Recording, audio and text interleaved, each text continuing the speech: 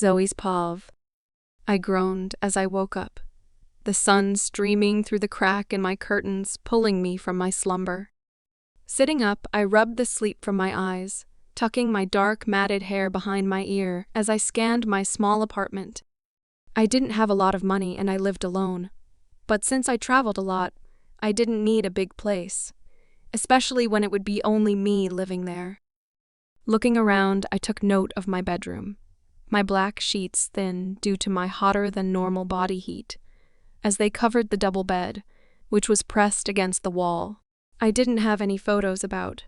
My shelves filled with either books or papers, which were littered around the rooms in my place. Getting up, I stretched, a yelp falling from my slightly uneven lips as felt my shoulder pop deliciously. I know you're wondering who I am.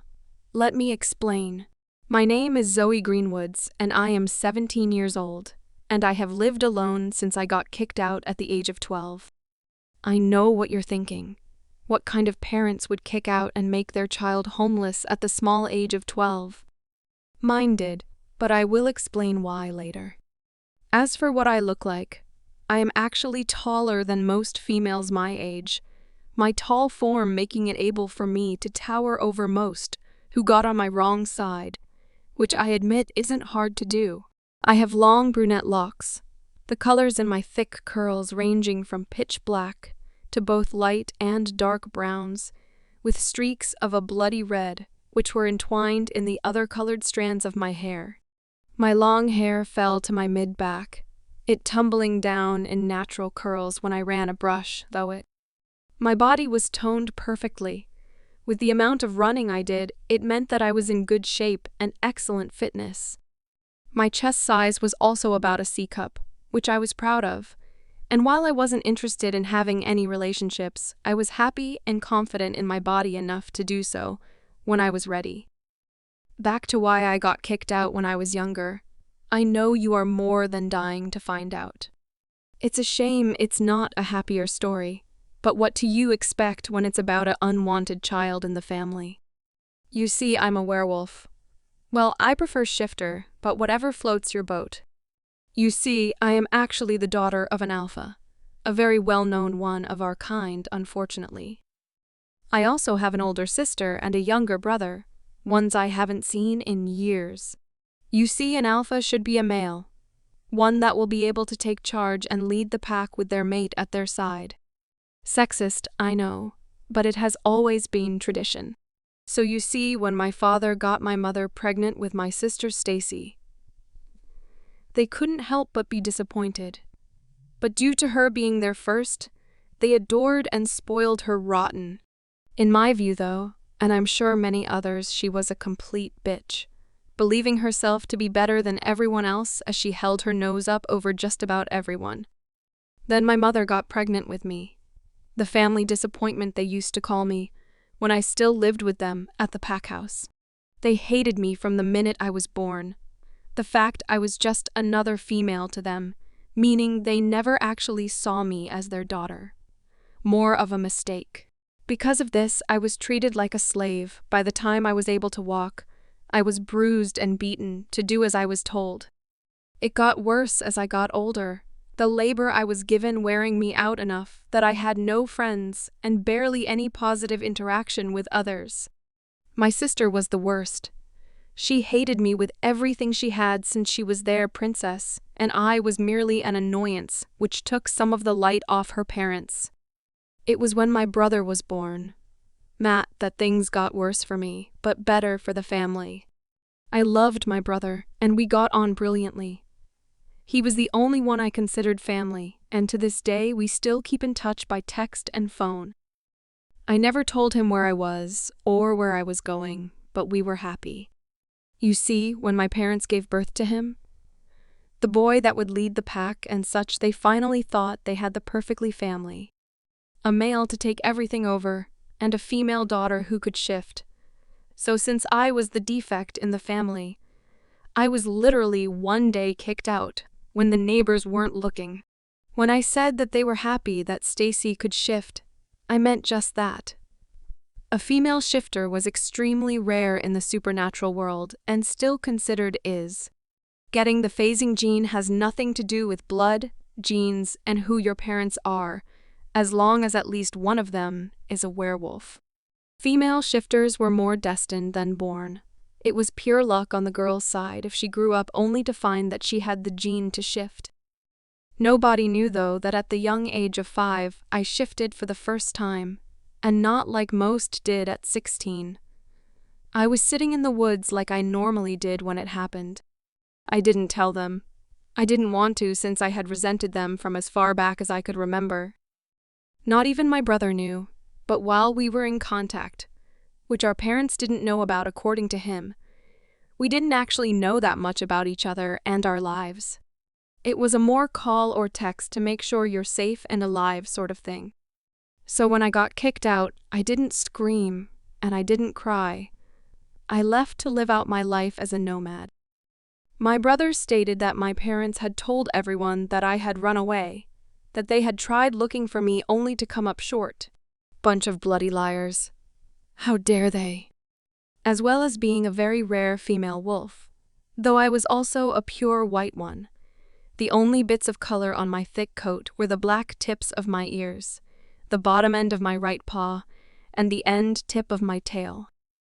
I didn't know if I was the only white wolf, only that they were considered even less common than the normal black or brown wolves. Getting up, I quickly took a shower and ran a brush through my hair, leaving it to air dry as I walked to my drawers and pulled out a pair of light blue panties and a bra to hold up my chest. Wondering what to wear for my first day of school, I decided on a simple outfit, not wanting to stand out since it's not like I wanted to go anyway. It wasn't just humans who had laws. We wolves did as well. I had heard around that from the other few rouges that I had come across, that it was now compulsory to attend the nearest wolf school. I hated it.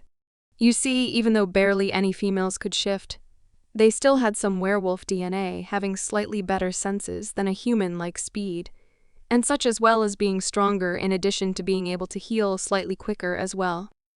Not as much as a shifter, but enough that they could produce a male or female shifter with a male mate.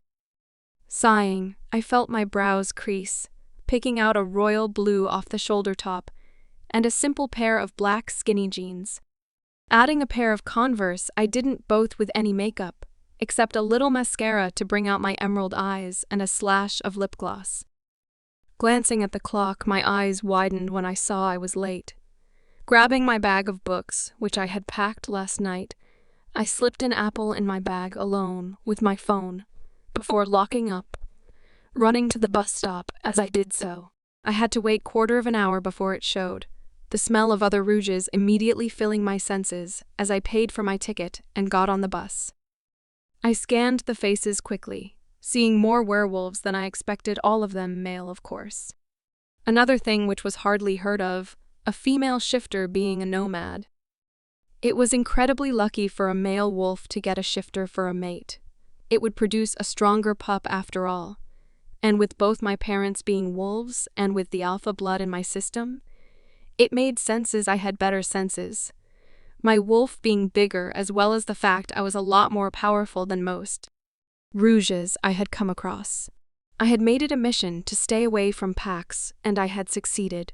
Until this new law came out, I thought bitterly. Ignoring the shocked and stunned looks of the other male shifters, I took a seat near the front, slipping in my headphones as I distracted myself with my music. As I closed my eyes, letting the music run through me, I thought about how bad this was going to be. It wasn't a secret that packs hated rouges unless they turned out to be the mate of one of their females. Other than that, though, they were treated as if a constant threat. I couldn't blame them. I could be completely and utterly vicious in my wolf form. The amount of savage rouges I have come across and had to take down, meaning I was a predictor in every way. I could take down multiple opponents with ease, and if we didn't heal so quickly with the amount of fighting I had done, I would have looked like an extra from a horror film. I sighed again, finding I have been doing that a lot lately, as I could feel and hear the gossiping at the back. They knew I had shifter blood in me, but not that I was a werewolf. You see, I had also learned how to mask my scent, blunting it so I could appear to just be a normal female from a shifter family. It would make things easier. I didn't want the fuss or whispers that would come with everyone knowing I could shift. Not realizing I could hear all of their conversations since my hearing was as good as theirs, they continued to talk about me. Not that I cared, since it really didn't bother me as much as it would bother someone else. I generally and honestly didn't care what they said, knowing I could take them all down swiftly, even if I got a few bites and tears by doing so. I had faced worse than the 5 of them, a lot worse, since they was nothing more dangerous than a group of vicious nomads who wanted nothing but blood.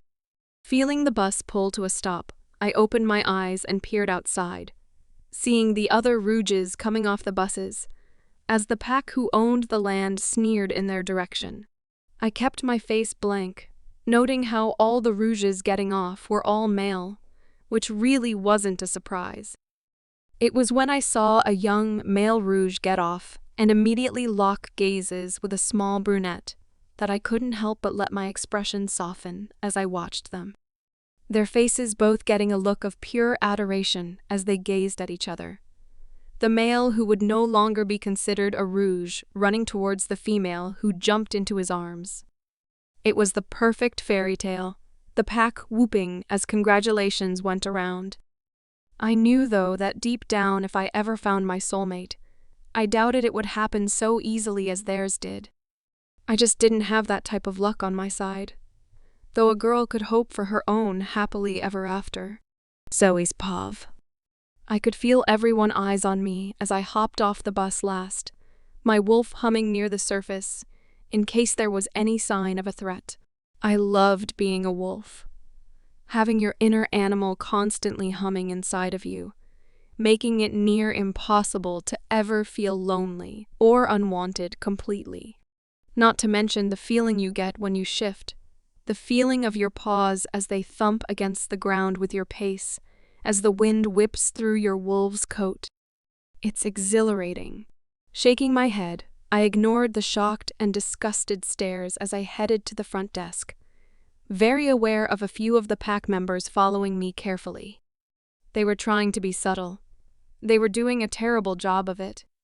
As the soft breeze blew my thick locks, I felt the wind suddenly drop as I entered the building, running a hand through my windswept hair as I stood in front of the woman who looked to be in her late 20s, as she concentrated on typing away on her computer. "Excuse me," I said after a few minutes of not getting her attention, her body jumping slightly as she let out a yelp of surprise. I rolled my eyes at her unawareness, fighting a smirk when I felt the 2 packmates that were following me move closer, but staying out of sight. "Oh, you scared me," she gasped, holding her chest, my wolf hearing picking up the quick stuttering of her heart as she did so. I smiled, immediately sensing her relaxing.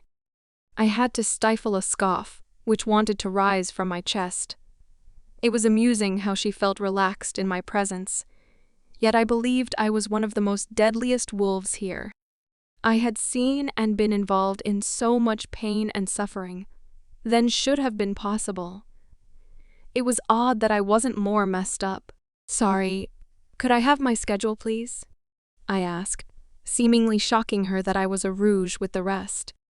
I didn't sense any fear coming off her, and it was clear that she thought she was extremely protected with the rest around. I doubt she realized that it would take me seconds to reach out, grab her by the neck, and twist my wrist to break her throat before anyone would know what was going on. I cringed at myself. What a depressing thought. Name? "Zoe Greenwoods," I stated, my expression blank as I heard the nosy students near gasp as they heard it. I rolled my eyes. My father wasn't the most important alpha out there, or even here with the Midnight Pack.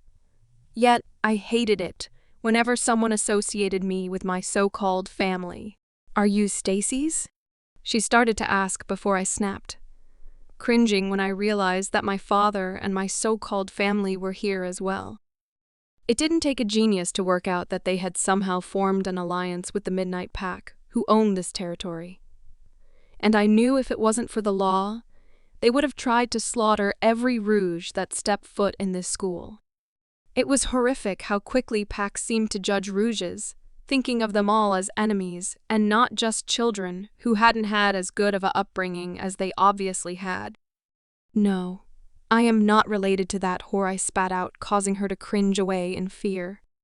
I quickly shut my eyes, cursing when I realized she must have seen my eyes flash yellow as my wolf rose to the surface. Luckily, she would think she imagined it. I mean, a female shifter who was a nomad, who would believe such a thing? It was simply seen as impossible due to the female shifters being normally destined to be mated to an alpha or a power wolf, meaning families and packs wanted to keep them around. "Careful, Rouge, the followers have made an appearance. Lovely." I bit my tongue to hold in a comment, my wolf not liking to be spoken to with such disgust, meaning she was dying to get out and teach some respect. Instead, I continued to bite my tongue and ignore them completely. "Are you sure? I mean, you have the same last name," she continued confidently, obviously thinking that with the two powerful pack members behind me, she was safe. I wouldn't hurt her, though. I could smell that her scent was overcome with a male's, meaning she was mated. I wouldn't take that from someone. It was just plain cruel to take away somebody's soulmate, and the thought alone made me sick. I said, "No." "Okay, now please, may I have my schedule?" I repeated, my voice strained with the effort it was taking me not to lash out before attacking the two boys behind me for invading my personal space. My wolf, strangely though, didn't think they were a threat.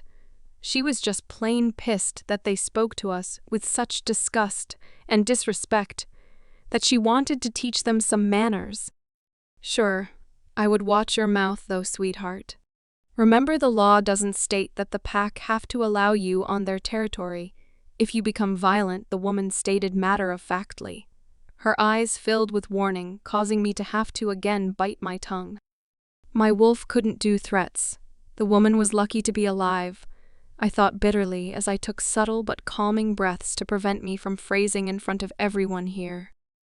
I did not need the questions and hassle that it would bring me in the long run. Opening my eyes, having closed them to control the yellow tinge I knew had been visible, I took the folder before flicking through it, taking note that none of my classes had anything to do with phasing, since no one knew I was actually capable. I wanted to keep it, that was for as long as possible. Quickly making my way to my first class, which happened to be wolf history, believe it or not. I entered the room only to find it empty, well other than the Rouge at the front, who didn't bother to look up as I came in. Deciding to take a seat at the back left-hand corner next to the large open window, I took a seat, my music still playing just softly enough for me to hear as I took out my books. Once I did so, I slumped back into my chair. Gazing out the window, I blanked everything out while watching the small bird bath in the gardens outside. A number of small birds bathing in the water as it stood in the sun. It wasn't long until I felt my wolf stirring, knowing others were entering the class. It was when I felt a pull in my chest. I started to pay attention. Me being a female meant I would feel the mating pull before my mate did. I smiled softly, finally realizing that my mate was in the same room with me, and I couldn't wait to meet him. That was my first thought anyway, until my heart started to painfully break when I heard him talk with his mates, it clearly being about me as I sat slumped and huddled on my own in the corner. What is that smell, guys?" One of them started, obviously looking in my direction as I kept my gaze focused on the few birds which had decided to bathe today under the rays of the sun. Probably that Rouge, filthy things. "She looks hot, though, for a nomad." That was my soulmate, my imprint, my mate, as he talked about me, unaware that I could hear every word that passed his lips. While they would be less than hushed whispers to any other female in the room, including the teacher, with me being a female shifter, and such I could hear just as clearly as a male would. "Dude, I can't believe you said that. You would seriously bang a Rouge?" Another one of his friends asked, his tone holding a whole new level of disgust. I suddenly found myself listening, knowing whatever he said was going to break my heart, but needing to hear the husky tone of his voice again, even if it would be causing me pain. "Don't make me sick. Though, can you smell that, guys?" he asked, the pure revulsion in his voice at the thought of touching me, making me bit my lip to keep in a sob. I never cried, but then again, I had never been rejected so quickly and easily by my apparent soulmate either. "What? The rouge?" "No, I don't think so." God, his voice. It was a shame he was so repulsed by my mere presence, my eyes misting over as I realized, along with my wolf, that I was in fact going to be tossed aside by the person who was meant to love me completely and unconditionally. "Want to upset the rouge? See what it takes to make her snap?" God, I was really beginning to hate this guy. Why couldn't they pick on the one sitting in front? I snorted internally, knowing why, since if they provoked a shifter, and they retaliated, it could cause a lot of problems at the school and for the pack. I doubted they realized it was just what they were doing to me, though if they bit, I was going to bite back and I would start with this idiot. Sure. Oh, he sounded incredible. My wolf purring and howling as his smell intensified as they moved over a table so they were nearer to me. My inner meltdown, though, was interrupted when a number of paper balls were thrown in my direction, the teacher letting it occur, making me come to the conclusion that one of them was the alpha of the pack. Just great. Just what I needed, it thought bitterly. I ignored them. I ignored the curses they sent my way. I didn't react when they insulted me, trying to pick a weak stop with their comments as they continued to throw things my way without a second thought to how I might be taking it. I blacked it out, much like how I dealt with most of my feelings that weren't anger. "Why won't she do anything?" his husky voice stated, my wolf purring as I heard it. If it wasn't for the fact he was blatantly breaking both our hearts, I would have probably jumped him already. His smell. His voice, just yum. But no, it didn't bother me what his packmates threw my way. I could deal with that. But every insult, every dig at my apparent faults felt like a knife ripping through my heart each time the hurtful words fell out of his mouth. I never knew whether I had wanted a mate or not, but the thought that someone was out there that would love you, protect you, and adore you with everything they had made me melt inside and crave for it. But now I knew he was so close, of how similar he seemed to be with my disowned parents. I couldn't help but feel as if I had lost my happily ever after, since it was now the last thing I wanted. I inhaled sharply and quickly through my teeth as I felt a bucket of water suddenly chucked over my head, the freezing water running down my hair and face as it soaked my clothes, making me relieved that I had chosen dark clothes to wear today. The class laughed, which didn't surprise me. The rouge up front had apparently gotten good with a few people, so didn't seem offended with their words as they threw them at me. The teacher again ignored everything, my teeth gritting when I heard her laughing at my expense. What sort of person does that? I could feel the little makeup I had worn running down my face as I closed my eyes to take deep breaths to control my wolf. I bit my tongue hard enough to cause it to bleed, hearing my so-called mate breath in sharply as I did so. I knew he could sense my blood, his wolf raging since he had already seen his mate in me. He ignored it, though, continuing to laugh at my expense, though it seemed less real and more forced as he did so. It was his next comment, though, that would stick with me, the one which caused the vicious wolf in me to whimper back, as his voice sliced straight through my heart, causing me to grip the table as I tried to get over the pain until I blocked it out, completely leaving me feeling dead inside. "Aw, is the little rouge wet? Why don't you just go bitch? No one is ever going to want you. I mean, who would? Look at you. I pity the fool who gets a skank with a face and body like yours as a mate. Imagine waking up to that every day of your life? He laughed with the class, though I could tell it was missing any emotion, like he had forced himself to do so. That didn't register to me, though. I had to get out of there. I sighed, getting up, quickly putting my damp books in my bag as my chair scrapped back with the force of my move. I let my damp and now matted hair hang down my cheeks as I headed towards the door, aware that the room had gone silent as I did so. I put my hands in my pockets, walking towards the exit of the room as I did so. I paused, though, letting my watery eyes meet the deep hazel-colored ones of my mate's, as I felt him tense as he started at me, his wolf rising with the urge not to mark and claim his mate as his eyes tinted yellow. "Where's the fun in that?" I asked bitterly, letting all the heartbreak and pain he had caused me leak into my words. I could tell it hit home, his face crumbling in a painful expression as he flinched away from my gaze, his packmate still looking at him curiously as I walked out the room. As if I wanted a mate anyway. You would have jumped him the second you realized if he hadn't basically just ripped your heart out, my wolf commented, causing me to laugh bitterly. "Don't forget he rejected you, darling," I stated with a sob, effectively shutting her up as I did so. And that people was how I ended up leaving my first day of school, both pissed and completely and utterly heartbroken. It was decided I would stay away and lick my wounds for a few days before returning. Damn him if he can scare me away so easily. Hunter's paw.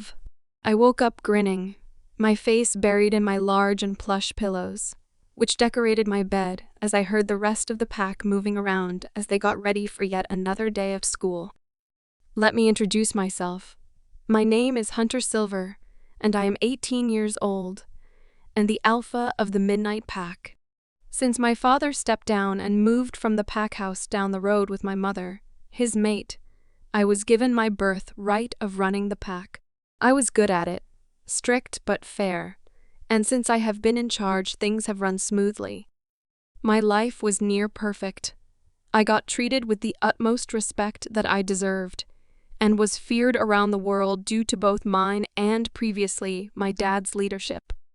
I also practically ran the school, meaning that everyone in my territory had to obey any demands I may order quickly, unless they wanted to be on the receiving end of my sour mood. I had been told when I looked furious, it was enough for their inner wolves to shun back at the sight, let alone the power I seemed to radiate. As for what I look like, I knew I was more than good-looking. My ability to get any girl I desired at the flick of my wrist, only adding to my rather large ego. My slightly tanned skin made my pitch-black hair stand out, the short cut framing my strong and masculine features, as well as bringing out my deep hazel eyes, which seemed to make girls go weak-kneed. Not that I was complaining. Hell no! Get up, mate. School starts, and you need to be there to calm the pack when the rouges come, my beta stated as he poked his head through my door, his mate Molly pressed against his side as he did so, which wasn't a surprise. He said he didn't feel whole unless he was with her, a fact that I was extremely jealous of, even if I tried not to let it show. "Whatever, Colin," I muttered under my breath as I face-planted the pillow again, but of course he heard as he left to get ready with the others. While I had stated that my life was perfect, one thing was missing. My mate. I hated that I didn't have a mate by my side, a girl who was destined to be with me as she would take her place as the alpha female, and never leave my side if I had anything to do with it. Being an alpha, I was possessive of what was mine. God, I wanted a mate. Most of my pack had already mated, the ones who hadn't, hoping that some of the rouges coming may be their destined mate, and they could have a change of happiness. I snorted. I hated rouges much like my already mated packmates. They were a threat, and if it was up to me, I wouldn't have allowed them to step foot on my territory. But no, this new law passed meant that all werewolves, including rouges in the area, had to attend MY school for at least a year. Getting up, I quickly got dressed after taking a shower, grabbing my school bag as I made my way into the kitchen, where most of my mates were. Morning Alpha Colin grinned, kissing his mate's cheek as he did so. Colin was only a few centimeters at the most shorter than me, his blonde, dusty hair matching his mate's honey blonde curls as they reached the tips of her shoulders. She was shorter than most, but fit into his side perfectly, and ever since they met, they have been inseparable. I craved that, while I had the nickname of a womanizer, I would give it all up for a mate of my own. Morning, I grunted, grabbing some cereal before sitting down. You see Stacy this morning? Jack asked as he tried to purse him lips as not to laugh. My hateful look enough for him to bite his tongue. Don't even start, I hissed, as I scooped a helpful spoon of cereal into my mouth as my packmates both laughed and sent me sympathetic glances at my comment. Let me explain. Basically, every alpha dreams of having a female shifter as a mate. And since Stacy happens to be the only female who could shift in our school, and packet meant that both her mother and father had been trying to push me to mate with her. I didn't want to. I hated her with a passion. While she was pretty and knew it, having slept with basically everyone due to all the wolves wanting to get it on with a female shifter so they could boast about it. It was ridiculous, not to mention she had gotten it in her head that we were actually mates, and that my wolf wasn't ready for it yet. Which is why I hadn't admitted it. I scoffed. Even the thought of being with her made my wolf hiss in displeasure, and I was 100% with him. Sorry, mate. But you have to admit it's funny, Jack continued, his tone filled with mirth. Leave him alone. It's not his fault the slut wants him, Chloe laughed, as she slapped his chest, jealously again running through me as I watched the mated pair. I wanted that. My wolf wanted that. I know, babe, but come on. He trailed off, his gaze looking at hers with adoration as the expression was mirrored. Where's everyone else? I asked as I quickly washed up my dish, catching my reflection as I did so. God, I looked good today. Jack, Josh, and Liam are already at school with their mates. You know that Jack is hoping to catch sight of someone. Whoever that is, Colin said, shaking his head, not knowing what had gotten into that boy.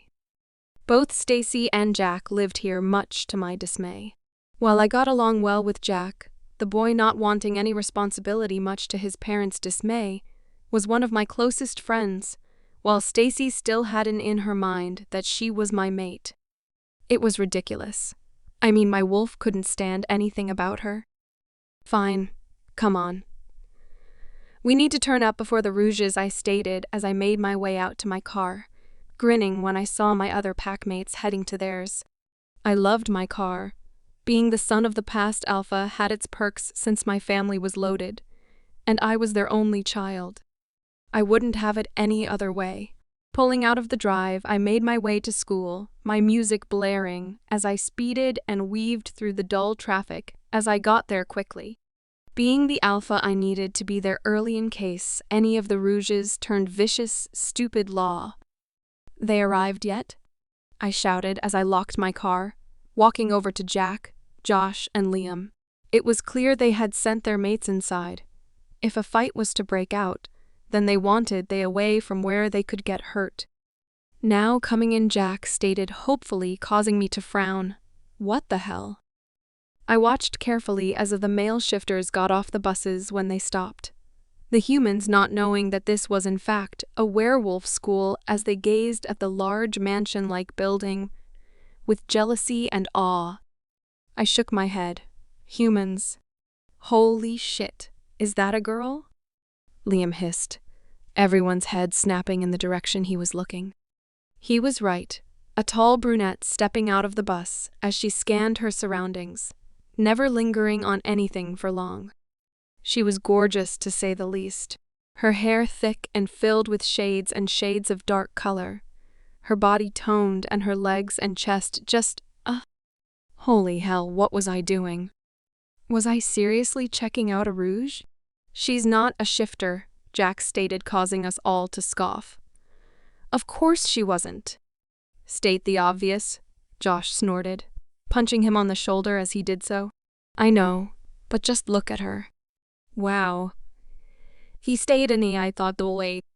Where did that reaction come from? And why was my wolf growling inside of me?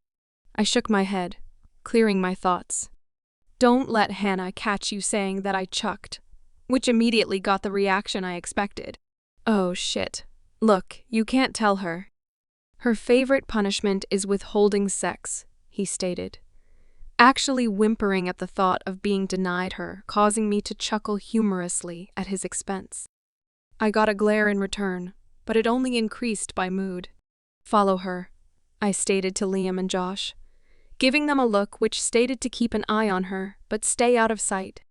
As the rest of the rouges got out, I couldn't help but think back to the girl. What the hell was she doing as a rouge? Females were respected in a pack, even the ones that didn't shift, since it was an extremely high chance that they could have been mated to another shifter. Shaking my head, I made my way into school, my closest pack mates following, since they would normally wait for me to make a move before they did. A show of respect on their end. I could hear the whispers which went around the school already about the female rouge, their comments ranging from poor thing. How has she survived to stupid bitch, getting everyone's attentions? The last one was obviously from the jealous unmated females who had taken in her rather appealing appearance. I growled aloud at the thoughts, a few of the students around me flinching before rushing off to class, causing me to smirk but roll my eyes.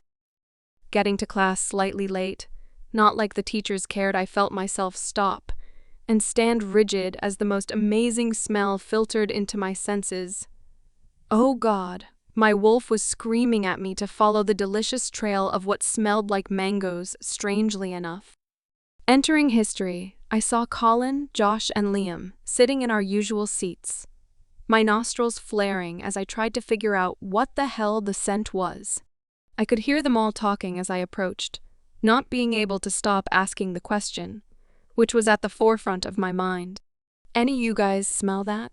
I asked, my eyes widening when I took note of the slightly husky quality which had seemed to sneak into my tone.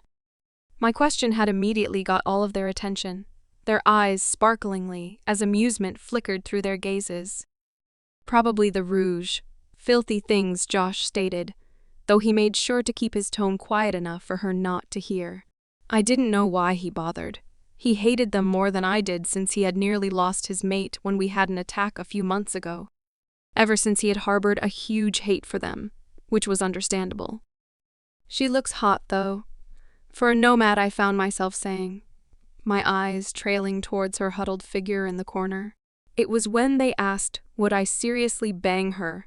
I tried to keep the pure lust as I imagined it out of my head, as I replied, successfully making it sound like I would rather be sick than touch her. It wouldn't do me well to be caught lusting after a rouge. Not good at all, especially when Stacy would catch wind of it. I may dislike rouges, but I didn't want any harm to come to the girl who obviously didn't want to be here, just due to a few stupid feelings, which he placed down to the fact he hadn't gotten laid in a while. When Josh asked amusingly to try and tempt her to see how long it took her to snap, I found myself replying, my thoughts elsewhere as I attempted to put together my feelings. And why was my wolf literally purring as we moved closer to her? I didn't pay attention as they seemed to be enjoying themselves. The teacher glancing in our direction only to give me a respected nod, before ignoring our antics like she always did. Why won't she do anything? I found myself mumbling, ignoring how enraged my wolf seemed to be, as I let my packmates have their fun. It didn't help that I felt a pang in my heart as I watched her stare out the window. I had yet to her face, but I knew she would most likely be pretty if her body was any indication. I have an idea, I heard Josh mumble, quickly rising from his seat as he made his way to the small sink, which was placed in the corner of the classroom. I felt my brows frown as I realized his train of thought. It was a bit much, wasn't it? It was when he walked back to the girl I found my back straightening. my wolf trying to rise of the service as I gripped the table to stop pouncing on one of my best mates. What the hell was wrong with me? I felt my anger, confusion, and frustration rise. And as the class laughed at the now soaked girl, as she made her way out of the room, I couldn't help but feel it increase, fueling my next comment. "Aw, is the little rouge wet? Why don't you go, bitch? No one is ever going to want you. I mean, who would? Look at you. I pity the fool who gets a skank with a face and body like yours as a mate. Imagine waking up to that every day of your life." I laughed with the class, though there was no humor in it.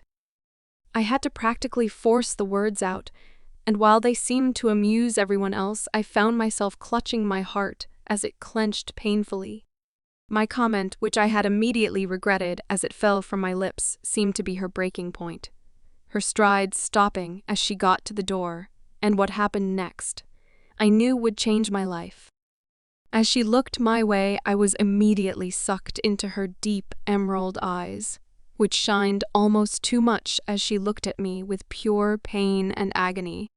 I felt my face fall, my body going slump as surveyed the damage I had done to the girl who I was meant to love and cherish.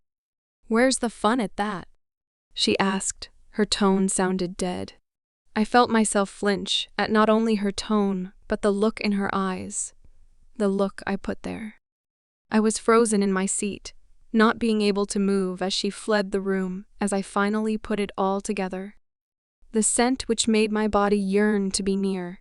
How each comment him or his friends throw at her seemed to painfully clench at his heart. How he had lusted after her the second he saw her, and craved to be near her presence.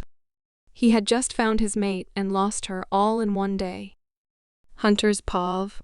He felt as if his skin was crawling, his ears ringing constantly as his inner wolf howled and cried out for the mate he knew he had. It had been almost an entire week since he had finally discovered his soulmate in the attractive-looking girl who he had treated so harshly with his friends. He couldn't, however much he tried, get the image of her pain-stricken face out of his head. It seemed to repeat over and over again in his mind, as if his wolf was punishing him for not following his instincts in the first place. What the hell was he going to do? The thought that she had left and wasn't coming back scared the hell out of him. Once an alpha wolf found his mate, the need to claim and be with her constantly was stronger than anything he had imagined when his dad had explained it to him. Zoe.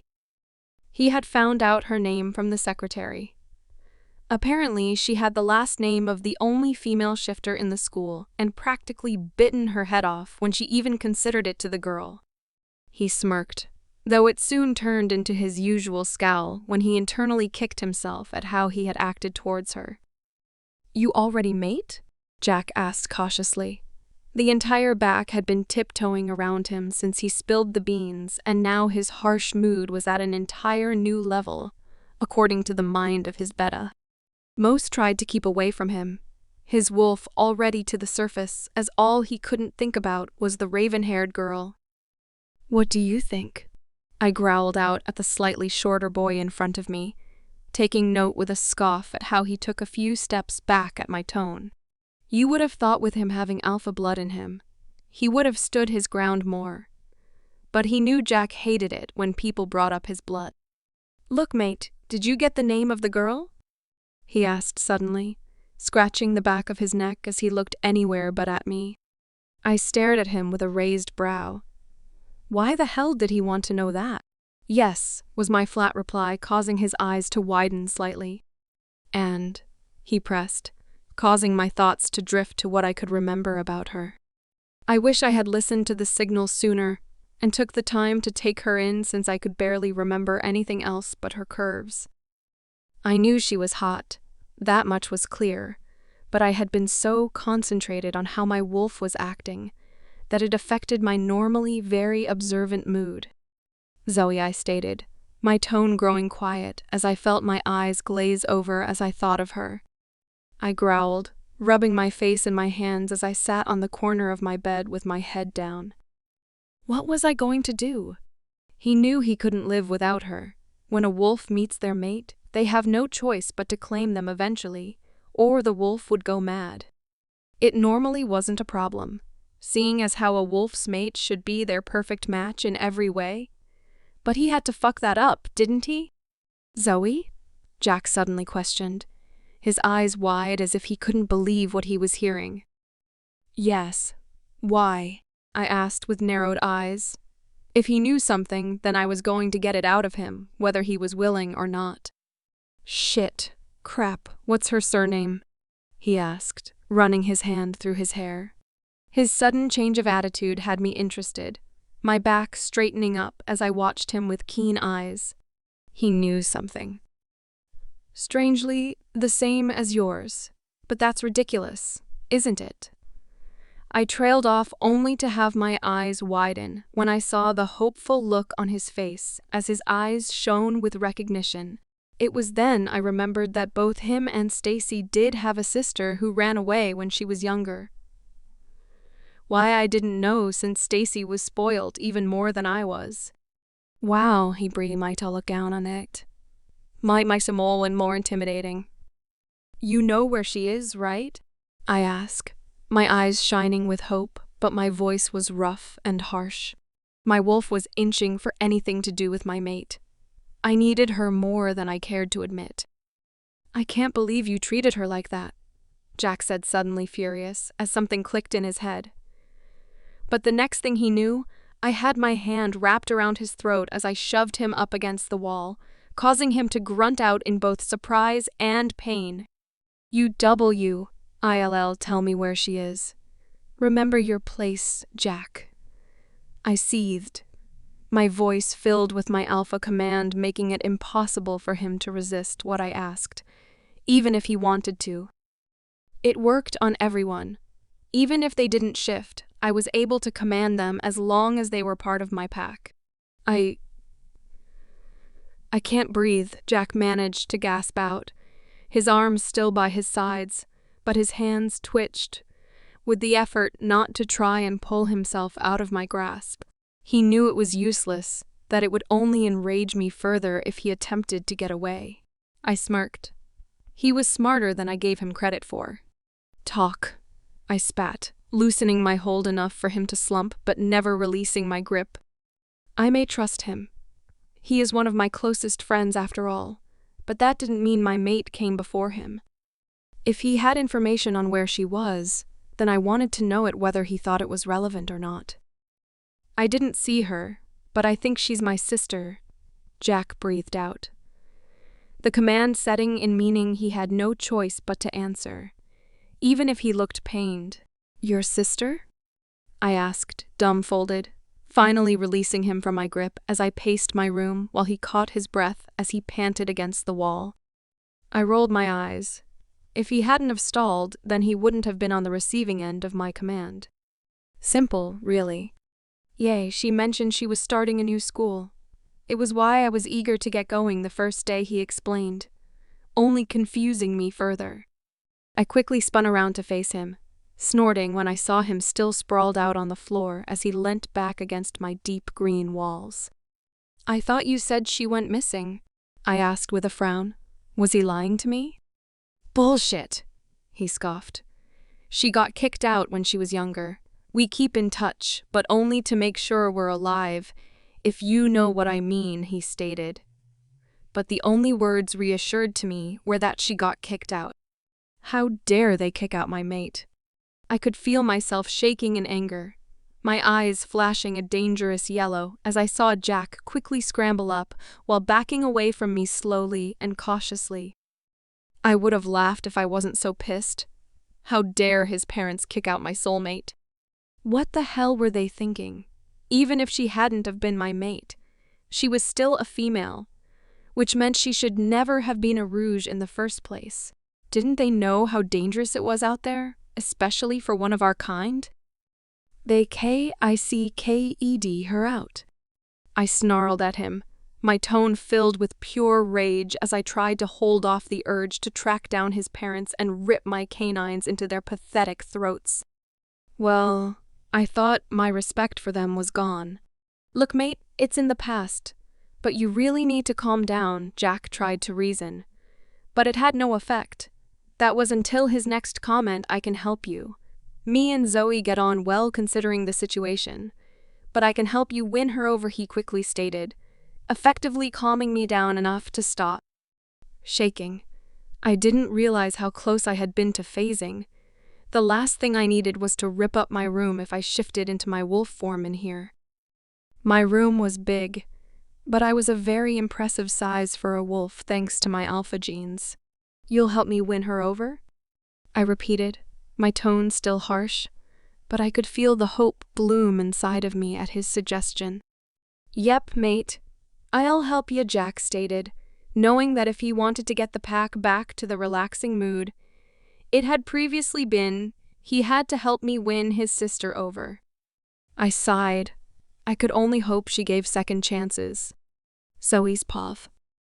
I could already feel the pull in my chest. The pull a wolf like myself would feel when they were away from their mate for a large period of time. The separate was never nice, I had heard, and from the one rouge-mated pair I had come across in my travels. They had stated that unless you with them, you could never feel whole. I didn't like the feeling, though I would take it over having him break my heart again gladly. It had only been 3 days, but it felt like a lifetime had passed.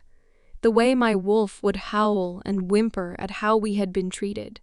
Yet even so, she craved to be loved and accepted by the one we were meant to be destined for. I sighed as I was sitting in the middle of my felt my bath. Sharp out about the boy who invaded my thoughts come. Sighed tie stan thought ton stan. San stan ton stan stan. Thai tatsan. I hadn't even gotten a good look at him, only that his hazel eyes haunted my dreams and nightmares. Whether I was awake or asleep, I shook my head. Never had I felt so weak and out of control, and I cursed the bastard who made me feel this way. As if I wanted to be with him anyway. Why would I want anything to do with a pack who got pleasure in bullying a young girl who was trying to keep to herself? It was disgusting, and I couldn't believe their alpha had allowed it. Then again, I knew he was a jerk. Getting up, I stormed into the shower. I had had enough time to lick my wounds, and it was about time I went back to face my problems head-on. I would just ignore him. I could do that, I thought, as I put on a determined expression before getting ready for bed. I would just blank him out, as if he didn't exist. The following morning, I reluctantly got ready for school, straightened my thick raven hair as I bit my lip nervously, as I stared at my reflection. All my previous determination seemed to have run off somewhere last night when I slept, since I was feeling nothing but nervousness as thought of the day ahead of me. I decided to dress simple today, slipping on gray pleated skirt, which hugged my hips and flared out mid-thigh. I matched. It was a black tank top and a loose cardigan. I wasn't a slut. It was just wolves tended to run on a high heat, meaning wearing thick or a lot of clothes could get extremely uncomfortable. The last thing I needed to add to my list of problems was having a heat stroke in the middle of the day, even if I thought of a few who would probably love to dance on my grave. I shivered at my depressing thought.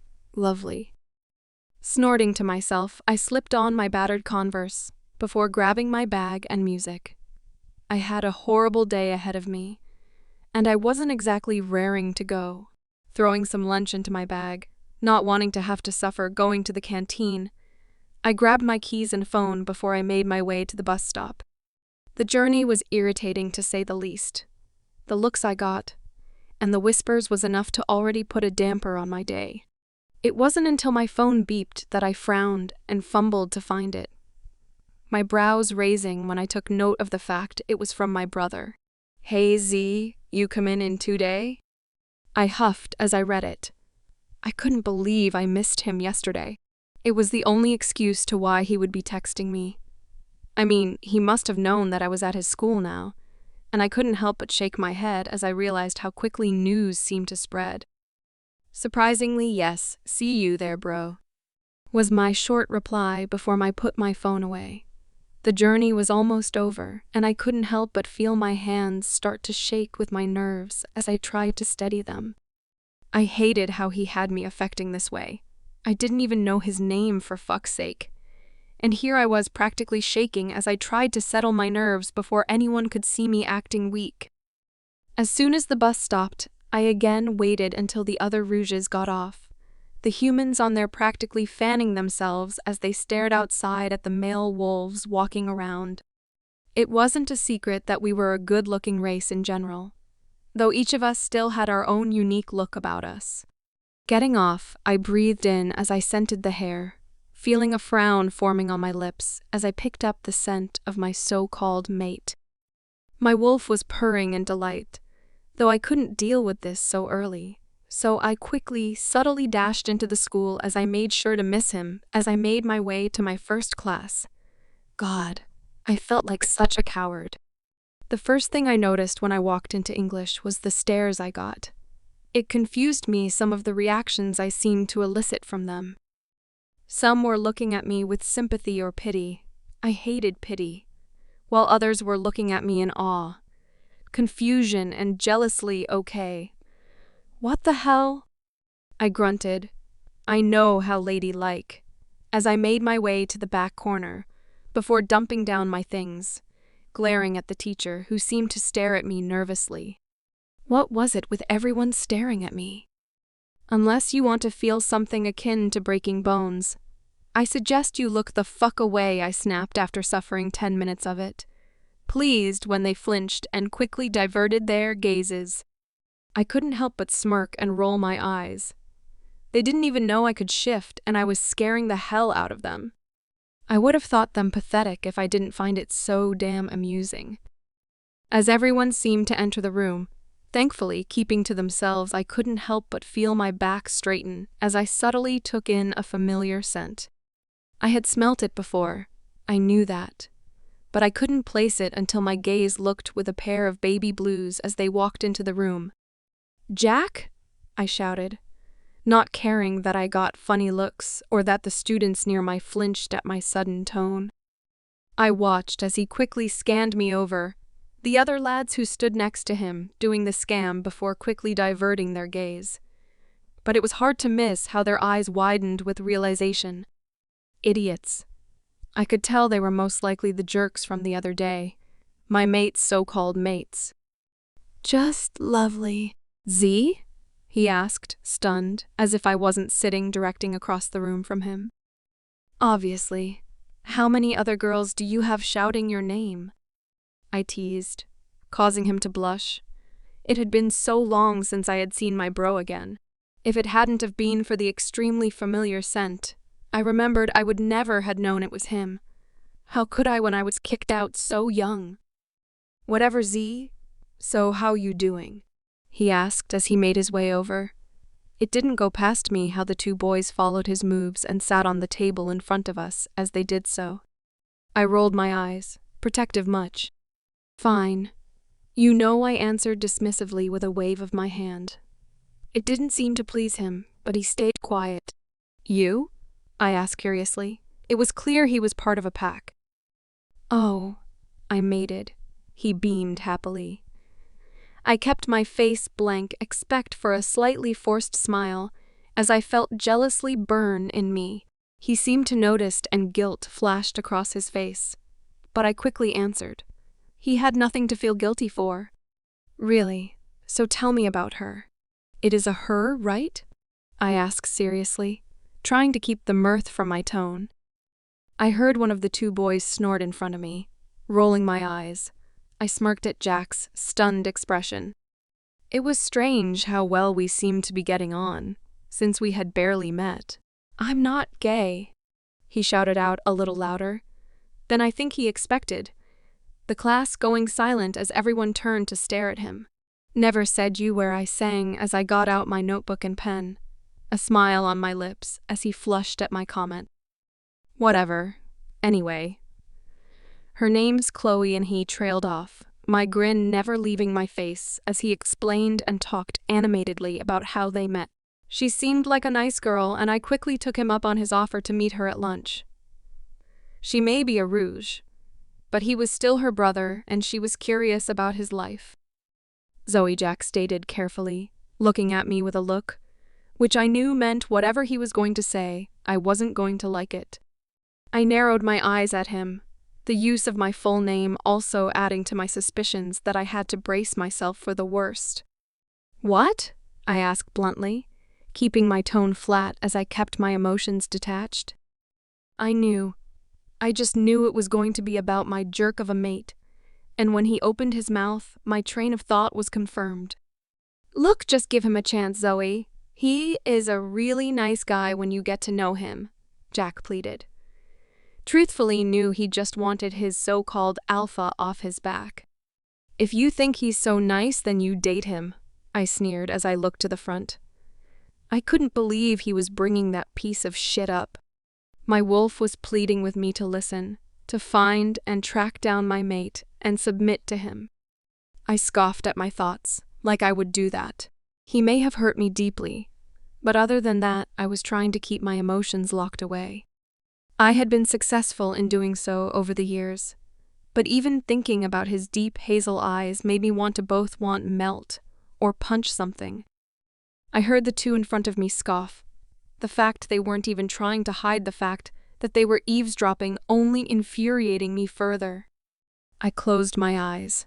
The last thing I wanted was for anyone to catch a glimpse of my eyes flashing dangerously. "Please, Zoe."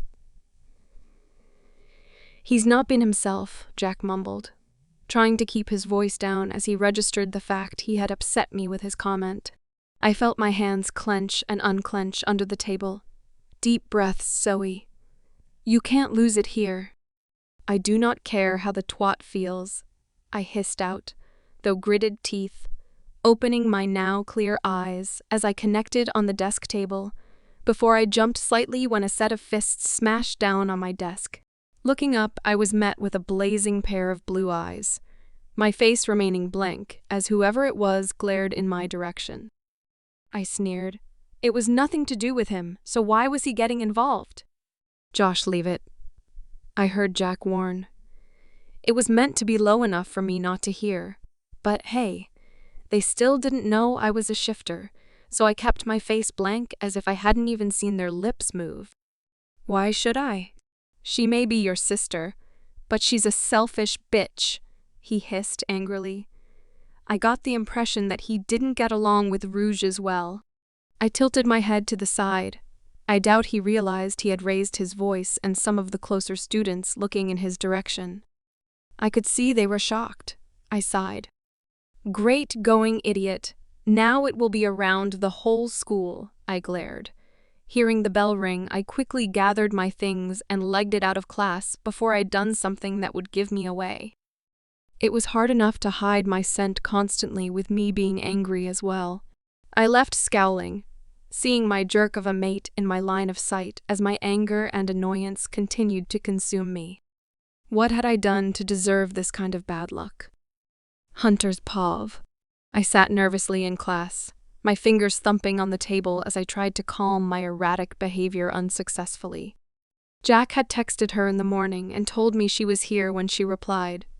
Just the thought that she was in the same school somewhere and not being able to be to her was eating me alive.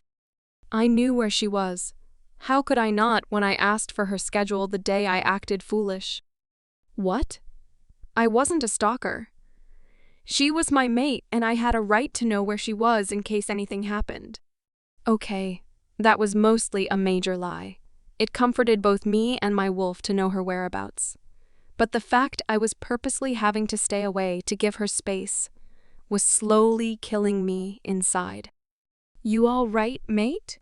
Colin asked from my side. Ellie, his mate, paying attention to the teacher as he roamed on and on about something or other. I would have paid attention, but I had bigger things on my mind than what I was meant to be learning in class. Like a certain mate I had to gain the trust of after breaking it so quickly. "No, I'm not. My mate is in another room and hates my guts," I hissed out, annoyed, my eyes flashing, causing him to cringe slightly. I shot him an apologetic look but didn't say anything. Being an alpha meant it was a lot easier for my anger to get the better of me and my wolf to come out. I sighed again when I recalled my dad's words. Your mate will calm that side of you. Your wolf will want nothing more than to please her. I cringed at my line of thought. Great. I was now making myself and my wolf even more depressed. You don't know that he tried to look on the bright side. Not that it was looking very bright at the minute. I stared at him blankly. Okay, so things hadn't gone according to plan. Really, I scoffed sarcastically. You don't say. But she came back, didn't she? She didn't run, he concluded. My frown smoothing out slightly when I realized he was right. She could have run, and while the bond would have forced her to come back, she hadn't tried. I felt hope for once, crossing my fingers that Jack would talk some sense into her. Hearing the bell go signaling the end of the lesson, I gathered my things before I felt a wave of fury run through me, causing mine to stiffen, my packmates immediately going on guard as I felt the strange emotion disappear as quick as it arrived. What the Zoe? Shit, I cursed as I hurried out, aware of the fact my pack was following as I breathed in and let my wolf guide me to where she was. Was she okay? I knew it had to be from her since, when my father had talked about mates, he had stated he could feel my mum's strong emotions, as if they were his own. It was a protective mechanism, a way of keeping her safe. Hurrying across the school grounds, I suddenly caught sight of her, my wolf begging me to grovel at her feet for forgiveness. It would have been amusing in another, less serious situation. My wolf was normally extremely aggressive, yet here he was wanting me to literally beg like the dog I am. As I took her in, I immediately felt my mouth water and the familiar feeling of lust run through me. She looked incredible in her short yet non-slutty skirt and vest top. God, how much I wanted to. Hunter baby, I cringed, the sound of her screeching voice making my daydreams shatter, leaving me in a bad mood. Great. What did she want now? What Stacy? I snapped. She didn't seem to notice my tone even if she flinched a little. What the hell was wrong with her? Oh, baby. I just wanted to see if you wanted to ditch the rest of school, she asked in what I thought she meant to be a seductive tone. It wasn't. I weighed my options. One, I could stay here and try and talk to my mate, giving both me and my wolf some interaction with her that we both needed. Or two, have an extremely clingy slut screeching away at me while trying to get into my pants. Yeah, not exactly a hard choice. Bugger off, Stacy, I snapped. Again, she didn't seem to notice or care at my tone, even if I knew her wolf did. She flinched, her wolf's reaction, but stupidly stayed put. I looked at Colin with a pleading look, glaring when I saw he was trying desperately not to laugh at my situation. What a bloody fantastic beta. Zoe, come on. I'm sorry, Jack's voice filtered across the field. My packmates and myself craning our necks as we looked behind my delectable mate to see a panicked-looking Jack come running up behind her. Really now, that's nice, she stated sarcastically. But even with the slight edge to her tone, it was still the most beauty thing I had ever heard. My wolf purred at the sound, though. Was edgy since I could feel how annoyed and angry she was. I scowled. He was meant to be helping the situation, not making it worse. Please, Z.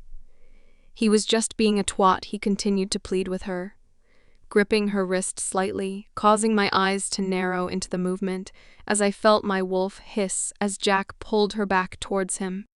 He had better know what he was doing. Whatever, Jack, she started to talk, but I suddenly couldn't hear her thanks to the slut next to me. It was hard to believe that they were actually related, much less sisters. Who is that girl? She screeched, causing me and some of the back to lean away from her, my sensitive hearing making her voice sound even worse than normal. Why was she still here? Zoe, I found myself breathing, cringing once I did due to the jealousy I suddenly saw in her eyes as I pushed her away. I didn't need my mate thinking I was interested in her sister. And while the rumor was that I slept with her a lot, it was a whole bunch of crap. I wouldn't touch that if someone paid me to. Little bitch. You like her, don't you? She accused, her massacre-clumped eyes narrowing at me as I stayed quiet. That probably wasn't the best choice, since it seemed to give the answer she had been dreading. I sighed again as I ran a hand through my hair, while glaring at Colin, who was trying desperately to keep his laughing bottled up along with his mate. Leave it, I warned, not wanting her to ruin any opportunity I had. But I knew it was a lost cause. Her parents wanted her to mate with me, and the slut wanted the power and position of alpha female. I knew she would stop at nothing until she got it, but I was no way giving in to the slut. You are MINA Hunter, and that little bitch will not stop, that she hissed before storming in that direction. Leaving me stunned by the time I had snapped out of it, I froze when I saw her hissing at Zoe, in a way which made females of our world shun back shit. I knew my mate wasn't a shifter, that much was clear by her scent. And while it should bother me since a non-shifter alpha mate had never been heard of, it didn't. I wanted her apparent faults as well, so as I made my way over, I was again frozen when the sound of a slap registered through the field, causing everyone to stop and stare. Damn you, go girl, Ellie whooped out as Stacy's shocked form hit the ground, the anger in my mate's eyes making it clear that Stacy had said something which had finally made her snap out. And while I should have intervened since a rouge had acted out, her being my mate completely abolished the rules since she was my everything. Hell, if she wanted to beat the shit out of Stacy, and it would make her happy, then I would gladly let her carry on. God, I was so whipped. I watched as she seemed to close her eyes and breathe deep breaths, seemingly calming herself down before looking in Ellie's direction. Shooting her a wink, which had us all confused, she spun on her heel and disappeared, leaving us all stunned yet again. Well, good luck with that mate, Colin stated, slapping me on the back, though my only thoughts were who in the world had pissed her off, and how long would it take for me to get to them? Zoe's Pav. I smirked as I watched my pathetic excuse for a sister stare at me with a stunned expression as she fell to the ground from my blow, amusement running through me as well as a sick sense of pride as I saw the red imprinted mark of my hand on her right cheek. Serves her right for talking about my mate like he was hers. I may hate the idiot right now, but my wolf had acted out before I could realize what was happening. I was just thankful I managed to close my eyes and calm myself before they flashed and everyone had found out. I had never had so much trouble controlling my anger before, but this whole mate thing was new to me and completely out of my safety zone. I ran a hand through my slightly windswept locks as I walked away, hating myself for thinking about how incredibly ravishing my mate looked, standing on the field as his scent drifted into my senses. My inner wolf was screaming at me to run to him, to press my lips against his in a way that would show him just who he belonged to. I shook the possessive thoughts from my head. Well, I just made this a whole lot more complicated, I thought with a wince. The following day, nothing was new to begin with. I had reluctantly forgiven Jack since it really wasn't his fault, but the dick who had now spread my life story around the school was lucky I was trying to keep the fact I was a shifter out of everyone's knowledge. I wonder if he would accept me, if he thought I couldn't shift. I thought curiously to myself, my train of thought hatefully going back to the man who appealed in both my dreams and thoughts. I cringed. Of course he wouldn't. Give him a chance. You know you can't deny him forever, my wolf pleaded with me. Her comment nothing I hadn't heard before in the last few days. I sighed as I made my way into the wolf-ridden school. At least I didn't have to worry about humans, I thought, as I tried to look on the practically non-existent bright side. Did you hear she's the zoo Greenwood? Why does our alpha keeping looking at her like that? Are they mated? I can't believe it. Did you hear about what she did to? I pursed my lips, irritated, as my sensitive hearing picked up on the whispers around me, the gossipers not knowing I could hear each word perfectly, as they tried not to stare at me in case I gave them the same treatment as I gave my slut of a sister. As I chewed on the gum in my mouth, I took my time getting to my first class. The fact I was the missing Greenwood, as everyone was calling me, was around the whole school now, much like I expected it to be. "Damn you, twit," I internally snarled as I thought about the boy whose fault this was. "Well, I know who has just added themselves my mental list of pain," I thought with a scowl. The beginning of the morning was lame, to say the least, though the scared looks I got when they mentioned the insistent with Stacy made me smirk slightly. Due to her being what they still considered the only female shifter in the school, none of the girls had acted out like I had, too scared for the consequences it would bring to them or their mates. As I tapped my nails on the table, I found myself looking out the window, only to be greeted with the males as they took their lessons, which shifting was necessary in. I sighed as I looked out. There was nothing wrong with me watching a bunch of muscly blokes walk around shirtless, was there? So that's what I did. I sat there and watched them as I ignored what the teacher was saying. At least being mated to the alpha meant that they left me alone. Not that I was thinking about him or anything. "Hey, can I sit here?" a girl asked nervously, bringing me out of my daydream as I looked next to me to find the blonde girl from yesterday standing there nervously. I tilted my head to the side, clicking my tongue before using my foot to push the chair out from under the table. "Knock yourself out," I winked before looking back out the window, my back stiffening as I spotted my shirtless hunk of a mate, in nothing but a pair of shorts, as he stood next to the teacher. "Well, hello, gorgeous," I purred as I stared out the window. "What?" He may be a jerk, but even I couldn't bring myself to deny the fact he was the single hottest bloke I had ever seen. Hearing the girl next to me become even more nervous. I looked around to find her grinning so hard I thought her face was going to break. I raised a brow. Please don't tell me I had let a mentalist sit next to me. That was the last thing I needed to add to my current list of problems. "You all right?" I asked carefully, getting a squeal in return, causing the teacher to stop and look our way. When she saw the girl was talking to me, she immediately went back to teaching, leaving me to enjoy the perks of the jerk being my mate. "Yep, I'm Ellie," by the way she smiled, holding her hand out for me to shake. "Please. A girl who can whoop like you can deserve a high five, at least," I smirked, remembering her reaction to my stunt yesterday, causing her to grin as we smacked hands in a completely childish manner. Neither of us seemed to care, though, me introducing myself next. "I'm Zoe. You've probably gotten most of my life from the rumors," I winked. "I seem to be doing that a lot lately," I thought. "Like I care about that.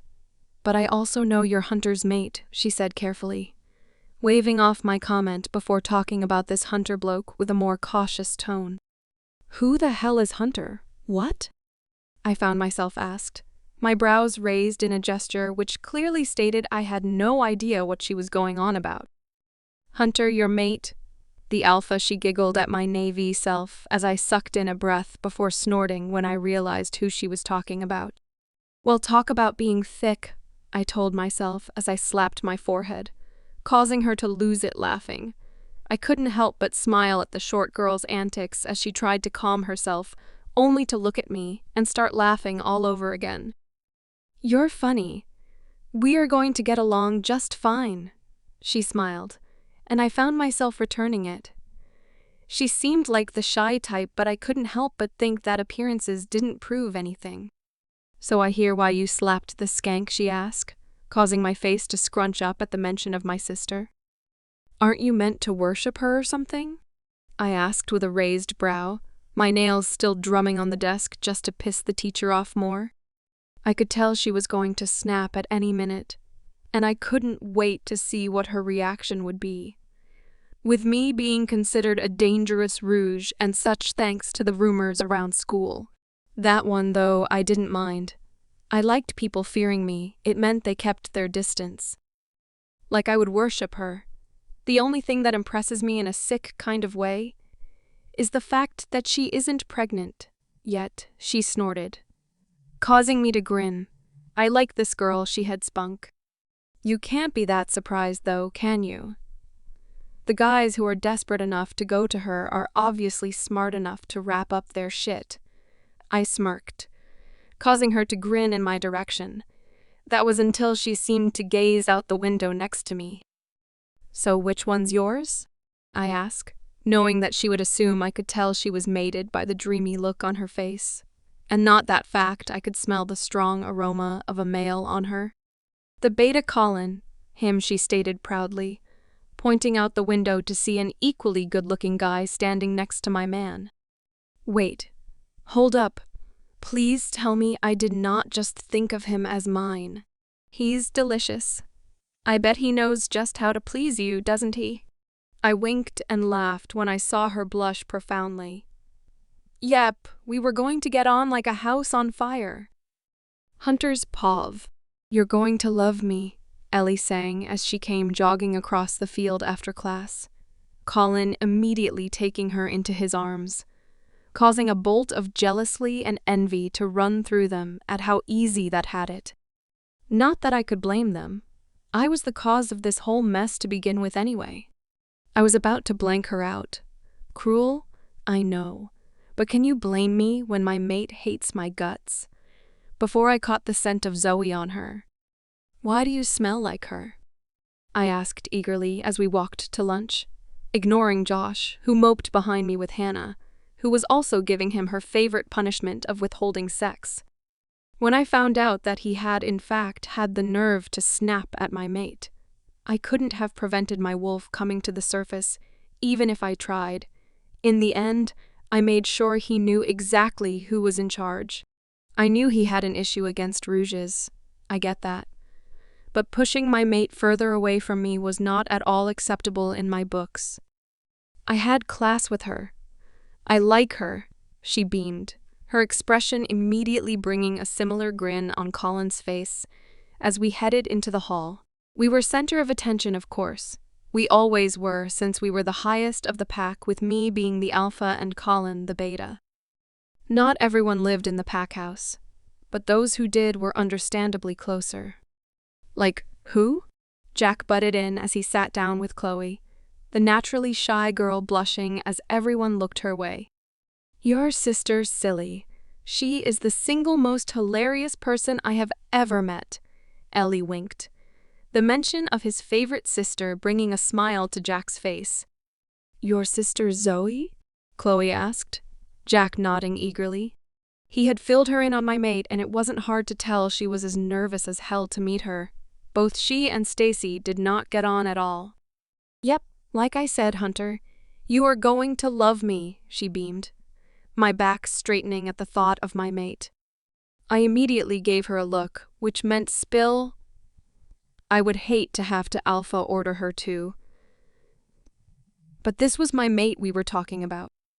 She was my everything, and the tug in my heart was getting more and more irritating and throbbing as the days went on. I knew it would only settle down once I had mated properly with her, and I found myself ready to do anything to win her over. Well, I growled when she drew it out. Colin glaring at me slightly, but didn't comment, even though he was my best friend, and Beta he knew who was in charge. Okay. I kind of invited her to sit with us at lunch. She beamed, my eyes lighting up as pulled the small girl into my arms to give her a friendly hug as I whispered a thank you. Pulling away, I rolled my eyes when Colin shot me a disgruntled look before taking Ellie back into his arms. I shot him a sheepish grin as I suddenly found both myself and my wolf filled with excitement and hope. Wait, did you say she was coming now? Chloe asked, panicked. It was far from a secret that she was dreading meeting my mate, since she feared what her reaction would be to her being her brother's mate. I had yet to tell the pack about the pathetic idiots who had made my zoo a rouge at such a young age. I knew she would have my balls if I even thought about telling anyone else, when she hadn't said it was acceptable for me to do so. The last thing I needed was for her to have any more reasons not to talk to me, let alone hit me where it hurts. Yep. Well, she should be the teacher asked to talk to her after class, Ellie stated with a slight smirk, Colin looking worriedly at me while I grinned. It was clear my mate was going to bring Ellie out of her shell more. Hell, he had been shocked, as well as turned on, when his mate whopped after Zoe had put her sister K.A. my stalker in her place. What's she like? Chloe mumbled, Jack gazing at her with adoration, as her tucked a tuck of her mousy brown hair behind her ear. Funny as hell. Oh yay, Hunter. You need to start going to shifter classes with less clothes on, Ellie winked. Colin's eyes popping out comically wide as he sent a glare my way as I raised my hands in mock surrender. Her comment seemed to shock the whole table, Liam chalking on his drink while Josh still sulked as he sat next to the mate, which was currently ignoring him. Ellie, Hannah gasped, covering her mouth to hide her stunned but amused expression, as Colin still glared in my direction. What? I hadn't forced her to say it? Oh, I don't mean it like that. No offense, Hunter, she quickly gushed out, her cheeks flushing with a slight red as she finally realized how her comment had come out. I watched as Colin relaxed, nuzzling her neck in a possessive gesture, though from the way he looked at me out of the corner of his eye, I could tell he still thought he was missing something. None taken, I responded, still shifting in my seat as I fought the urge to look at the entrance every second to see when she was coming. What was taking her so long? No, I mean for Zoe's sake, when we were in English watching you guys, she stated, and I quote gorgeous when she gazed you, Ellie giggled, the rest of the female mates gushing about having an alpha female while I gloated in the praise. I was thankful that she obviously found me attractive. She hadn't displayed any of it in front of me, and I was beginning to get worried. Thank God, I heard Colin mumbled under his breath, my even keener hearing picking it up, though as I rolled my eyes in his direction, like I would want his mate when I had my own perfect one. She would make a brilliant alpha female, I thought with pride. Shit, you may have a problem, Hunter Kelly. Liam's mate cringed from his side as she looked towards the entrance. We all snapped out heads in her line of sight, only for annoyed growls and sighs to erupt from the table as we caught sight of the blonde bitch walking across the hall, Stacy. Well, at least she has other things on her mind, or body. Josh cringed, obviously taking note of one of the rouges who was currently eyeing her with hunger. It wasn't a secret that she slept around, a lot. But playing with rouges like she was just to try and get a rise from me was both foolish and dangerous. Is she really trying to make you jealous? Ellie scowled with disgust. Since she had thankfully started to become friends with my mate, she had become extremely protective of her. Like the slut could a voice suddenly snorted, causing us all to jump. The delicious scent of my mate wafting into my senses, making me want to both purr in delight, as well as to pin her down and mate with her until I had her screaming my name in pleasure. Zoe, I breathed, quickly looking around her, see her standing there in all her beauty. God, she was amazing. Hunter, she greeted flatly, my wolf shunning back as I felt my face fall slightly before blanking it into an expressionless mask. Ouch, Zoe. Ellie squealed excitedly, clapping her hands in a childish manner as she greeted my mate. A smile appeared on Zoe's lips, and while my wolf praised in her being happy, I couldn't help but wish it was me who put it there. Soon my wolf purred, soon. Zoe's pav. Hunter, I replied flatly, trying to keep the all emotion from my tone. I managed it, but I couldn't help but feel like shit when I saw his face fall before he managed to blank it. Why was I feeling this way? I should hate him, despise him even. Yet however much I tried, I couldn't help but feel myself falling for him. Zoe. I was snapped out of my thoughts when Ellie called my name. A smile forming on my lips as I scanned over the table to find my new grinning friend. The whole friend thing was new to me, but I knew whether I liked it or not. I couldn't exactly pick up and leave like I had planned since the mating pull would be too strong, especially since we both had potent alpha blood running through our veins. "Hey, girl," I grinned, looking for a seat only to find the only empty one happened to be next to Hunter. I sighed, nipping at my lip before shrugging and taking a seat next to the fine specimen, also known as my mate. "What took you so long?" Ellie asked as she leaned on her mate's shoulder, my eyes trailing over the blonde-haired boy in a judging manner as I didn't bother to hide the fact I was blatantly looking him over. From the growl which rumbled in the very pissed-off Hunter's chest, I bit my lip as I glanced at his expression. Him being pissed off was an understatement. As I tried to subtly glance at him, I couldn't help but take him in again, feeling my breathing catch quietly in my throat as I took in his strong features. It was his eyes, though, which got to me. The liquid hazel which seemed to look right into my soul as I shivered and looked pointedly away. Oh, why was I so long? Basically, the teacher told me to sort out my attitude, putting it bluntly. She looked terrified, though I rolled my eyes, waving my hand dismissively as I suddenly realized I hadn't gotten any food. I was starving. "She what?" Hunter growled, my brow frowning when I felt a delicious shiver ran through me, and my wolf purring in delight at the sound. This boy had me all kinds of messed up. "Yep. So calm yourself down, big boy. I'm getting food," I stated as I patted him on the cheek, before I even thought about my actions. The bolts of pleasure where our skin touched causing my eyes to darken and the urge to claim him all the more urging. Shit. Quickly getting up, I shook my head furiously, my raven locks thrashing around my face as I screwed up my face in distaste at my animal instincts before making my way over to the food line. It didn't skip my notice his reaction to my touch either. The pure, hungry, and lustful look he had sent my way was enough to make my legs tremble in desire. I knew this was harder on him, with him being the present alpha and having already accepted his position.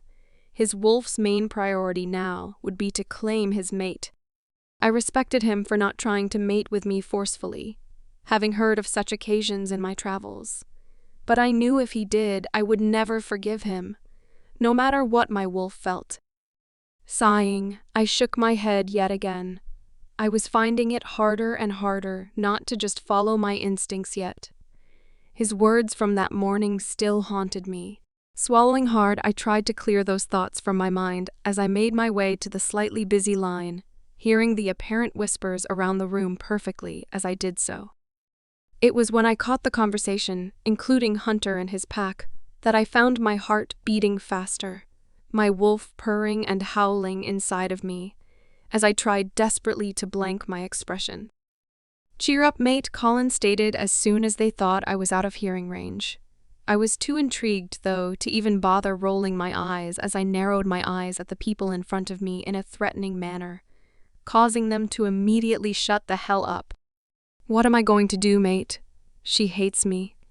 "Oh, baby," I thought as I felt my eyes soften at the pain in his voice. What was he doing to me? "She doesn't hate you, Hunter. You just need to give her time," Ellie spoke, her voice sympathetic as I continued to glare at the other students in case they started talking again. I didn't want to miss anything, and while this conversation was painful for both me and my wolf to hear, I needed to be prepared for what they said behind my back. "Yay, you didn't exactly get off to the best of starts," another girl said softly. I had yet to be introduced to a couple of the closer pack members, so I didn't know all of their names just yet. Hearing my mate groan in frustration at the memory, I zoned them out, not wanting to hear them anymore as I grabbed a tub of tomato and cheese pasta and a fork, not in the mood for a large meal. I didn't exactly have the time to eat it either. The pathetic conversation with the teacher who knew now to keep her distance away from me taking up most of my lunch break.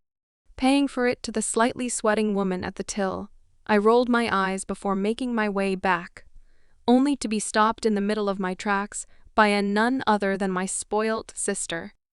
Great. Just what I needed today. Look, you little bitch. You may apparently be that wimp of a sister that we kicked out when you were younger. But think again, if you think we want to back, she hissed, her tone only loud enough for me to hear, and that was pushing it. I raised a brow, unaffected by the venom in her tone as I felt my face form into a scowl. What makes you think I want anything to do with you? I hiss, smirking internally when I saw panic flash through her eyes before she tried to mask it. Too late, bitch. Already saw the effect on you and I am loving it. Who wouldn't, she asked, as if even the idea of it was preposterous. I scoffed. Did she love herself that much?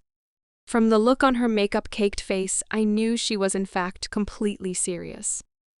Well, for starters, me.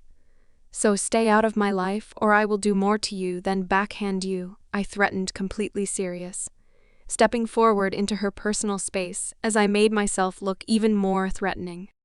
She was about an inch taller than me, but the fact that it was only due to the death trap heels she had on her feet ruined the whole threatening effect she was going for.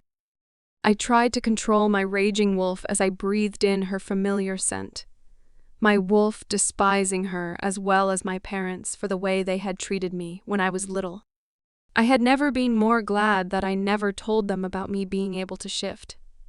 If I had anything to do with it, then they would never find out. Oh, what you going to do, huh? I am a shifter. I am respected here, and what are you? A disgusting and vicious rouge, she sneered, obviously thinking she was better than everyone else due to her ability to shift. I scoffed, my eyes burning in her direction as she tried to stifle the urge to cringe back. I could see how much I unsettled her in the way she held herself. I smirked. Never forget that. I am a rouge, which means killing you would mean nothing to me, I hissed at her, her body flinching back as she caught the venom in both my posture and my tone. She knew I was completely serious, hesitation and fear flashing through her eyes as she realized just how little I would care if she disappeared. Just stay away from Hunter. He's mine, she snarled pathetically, the comment finally pushing me over the edge as I felt my fingers clench into a fist before connecting with her nose. The sound of the crunch, which echoed the now silent room, seemed to capture everyone's attention. The screaming, and now bloody girl making a scene, as she sprawled out pathetically on the floor. Did she have no shame? Pathetic, I spat, clenching shut my eyes as I tried not to let my eyes flash like I knew they would. I was used to having my wolf so far to the surface, so having to control myself as not to give me away was proving to be more difficult than I had first planned. Hunter's pav. The crack ran through the hall, our eyes widening as the scent of blood filtered into our senses, as we watched my mate, yet again, clearly breaking Stacy's nose. I didn't know why exactly, but the pure show of dominance and aggression Zoe had shown had my wolf purring and hissing in delight, obviously pleased that our mate could clearly look after herself. She's perfect, my wolf purred, and I could only agree with him as I gazed at her with possession, pride, and adoration. She was perfect. It was when she started to shake slightly, it being barely visible, but I could practically feel the rage which was coming off her. I frowned, knowing how her eyes were clenched shut as she tried to calm herself. Looking around, I noticed everyone was to focus to the screeching girl to take her in, and I found myself worrying. I knew she wasn't a shifter due to her scent, so her actions were worrying me. Was something wrong that I didn't know about? Quickly getting up, I made my way over to her. She may hate me right now, but that didn't stop me from caring about her like I should. So with that thought on my mind, my long strides quickly filled the gap between us, my arms quickly encircling her smaller form as I pulled her against me, immediately feeling her shaking stop. "It's all right," I murmured into her hair as I breathed in her scent, savoring the feel of having her completely in my arms where she belonged. It was only a matter of time until she realized it herself, and I would be waiting patiently until I had earned her trust enough to give this whole mates thing a shot. I knew she had a difficult past. She was a rouge until she met me after all. I doubt she realized that being my mate, she was automatically now involved with the pack, becoming their alpha female once I have fully marked and claimed her like I craved with my whole being. She was my everything, and for the life of me I couldn't help but wonder what the hell I had been thinking when I thought my life was complete and perfect before she even came into it. The thought now just seemed completely ludicrous. "Hunter, why aren't you helping me?" Stacy screeched from the floor, causing the mood to shatter as Zoe seemed to suddenly realize where she was. She had completely relaxed in my arms, and I found myself growling at the slutty blonde on the floor for interrupting the moment and making my mate feel uncomfortable enough to completely stiffen in my arms. What the hell was wrong with the bloody slut that she just had to make herself known? It was only a bloody nose, for fuck's sake. "What, Stacy? What do you want?" I spat at her once. Zoe had made it known that she wanted to get out of my arms. However much I protested against the action, I let her go, knowing not to push it.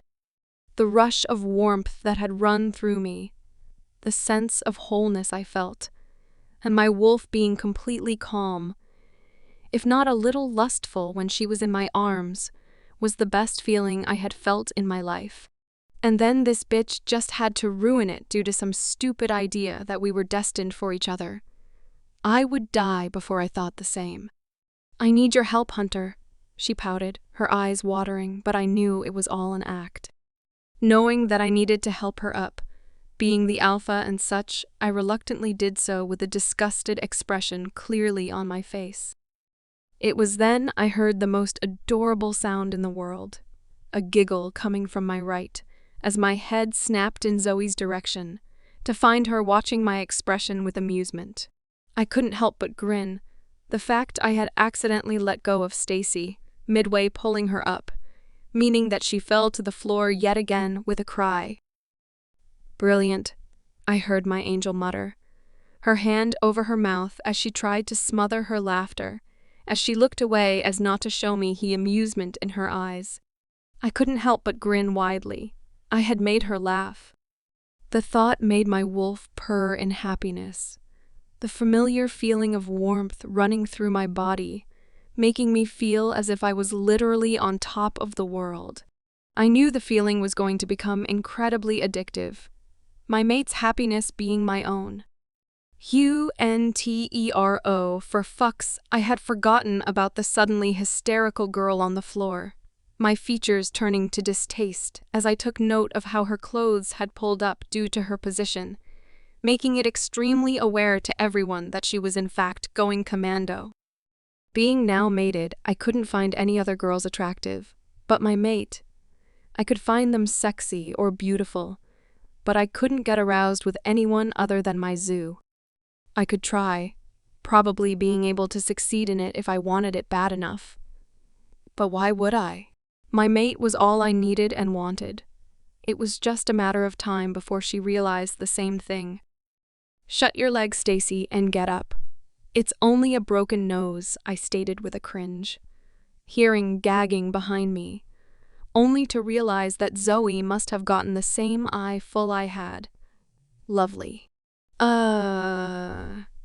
That is rank. I am definitely not eating this now. I heard her grumble as she walked over to the nearest bin and threw her food inside, causing me to frown. I thought she was far too skinny, and the fact that it was Stacy's doing that prevented her from eating had my anger rising. "Hunter, for fuck's sake, Stacy. Get up!" I hissed, fed up with her shrieking as I grabbed her by the wrist to tug her up. What the hell was wrong with this girl? She was a shifter. Unfortunately, it meaning she thought she was above everyone else, but because of her ability to shift like us, her nose was already healing. Quicker than a female that couldn't shift, obviously. But she really needed to get a grip. "Off," she huffed as she flung herself at me, my expression turning sour, especially when I saw Zoe watching from the table I was previously sitting at. Her face was blank, but her eyes told me all I needed to know. She was both amused and furious, her instincts telling her to allow my claim and rip her pathetic sister off me while her judgment was telling her otherwise. I sighed. "Oh, Hunter," she sighed dramatically, managing to get blood on my shirt. "Just brilliant. You're healed now, Stacy, so get the hell off," I spat, shoving her away as I made my way back to my table. Just great. That had wasted most of my lunch. But while saying this, I couldn't help but smile when I remembered how she, my angel, felt in my arms. How complete I felt with her, so close. All I knew is that I wanted that. I craved that, and I knew I would be doing everything in my power to make sure I make her mine like fate had destined. Zoe's Pov. The following day, I found myself actually looking forward to heading to the school. Something I thought I would be thinking, let alone feeling. Sighing, I felt my face form into a harsh scowl when I realized the reason why. Not only was it because for once in my life did I have the chance to have friends, but I also knew that both me and my wolf were wanting to see our mate. I didn't know how to act around him any longer. I couldn't act shy since that just wasn't me. I couldn't avoid him since I was in too deep now. Not to mention blanking him was difficult since every time I either looked or smelled him, I wanted nothing more than to give in to my desires and jump his bones right there and then. "Pull yourself together, Zoe," I hissed to myself, throwing my hair into a high ponytail, since I didn't want to be bothered with it. Hell, it's not like I was trying to impress anyone. My stupid jerk of a mate can just go stuff himself. Pursing my lips, I grabbed my bag and shut the door to my small apartment. Glancing at my watch, only to swear when I saw getting ready had taken longer than I had expected. Great. Now I'm going to be late. Just what I needed to make my day even crappier. I found myself hissing out of nowhere. Great, now I'm talking to myself. Brilliant. It didn't take me long to walk to the bus stop, but my mood only continued to sour when I realized that the only bus that actually went my route was the one I had just missed. Great. What the hell was I going to do now? Sighing, I picked my phone from my pocket, scrolling down the few contacts I had as I found Jack's number. It couldn't hurt to ring him and ask right. I knew he must have a car due to the fact my ex-parents were loaded due to the whole having alpha blood. Sigh. As I pressed the dial tone, I leant against the bus stop shelter, glaring the idiots who either whistled or hooted at my appearance. I rolled my eyes. It drove me nuts when blokes done that. I mean, how old were they? 5? "Is everything all right, Zoe? Why aren't you here?" Jack's voice immediately filtered through the phone. The fact I could hear my mate in the background asking to give him the goddamn phone making me smile despite myself. "Shish, Jack. I'm not that late. I'm fine, but I missed my bus," I stated. It wouldn't bother me whether he gave me a lift or not. Missing a day of school really wasn't on the top of my list of things I gave a damn about. "What? So you want a lift?" he asked, causing me to roll my eyes. "No. Why else would I be ringing?" I stated while rolling my eyes yet again, a habit I realized I was doing all too much of lately. "All right. Where do you live?" he asked, causing my eyes to widen slightly in panic. I may care for my brother, but I do not want him to know where I'm staying. If he knew that my mate would know, and in my current situation with him, I would rather he was kept in the dark. I knew he would make my brother spill the beans if Hunter used an alpha command on him, which I knew he would have no problem doing. I sighed. This was getting more and more complicated. "Can you pick me up?" I started, giving him directions to a large store which was at least 10 miles away. I could run through the forest to get there in time to meet him, and he would be none the wiser, As long as I ran but didn't shift the fact I knew how to mask my scent, meant they would still be kept in the dark as long as I wanted them to be. "All right, sis. Look for the red Aston Martin Debs," Jack stated, causing my eyes to widen. "Nice car, bro." I should have known he wouldn't have wanted such a flashy car, I thought, as I felt my lips twist into a scowl, it vaguely recalling to me the fact I hadn't been in the best of moods lately. But could you really blame me? "What are you doing here?" I scowled as I stared into the hazel eyes of my beaming mate. The fact he was smiling widely at me, meaning it was making it difficult for me not to swoon. He was hot when he smirked, sure, but his smile just made me want to jump him and take him for the ride of his life. "I came to pick you up," he stated in a duh tone, causing me to hiss. The fact his eyes darkened in desire, making me want to slap him upside the head to get him in the right track of mind. Was sex all he thought about? "Pig, I am not getting in the car with you," I stated as I crossed my arms over my chest, my jaw clenching when I saw him staring at my chest with a renewed sense of hungry. "For fucks. You'll be late," he stated, causing me to shrug. He seemed taken aback with my next comment, causing me to chuckle. "Think I care, Hunter?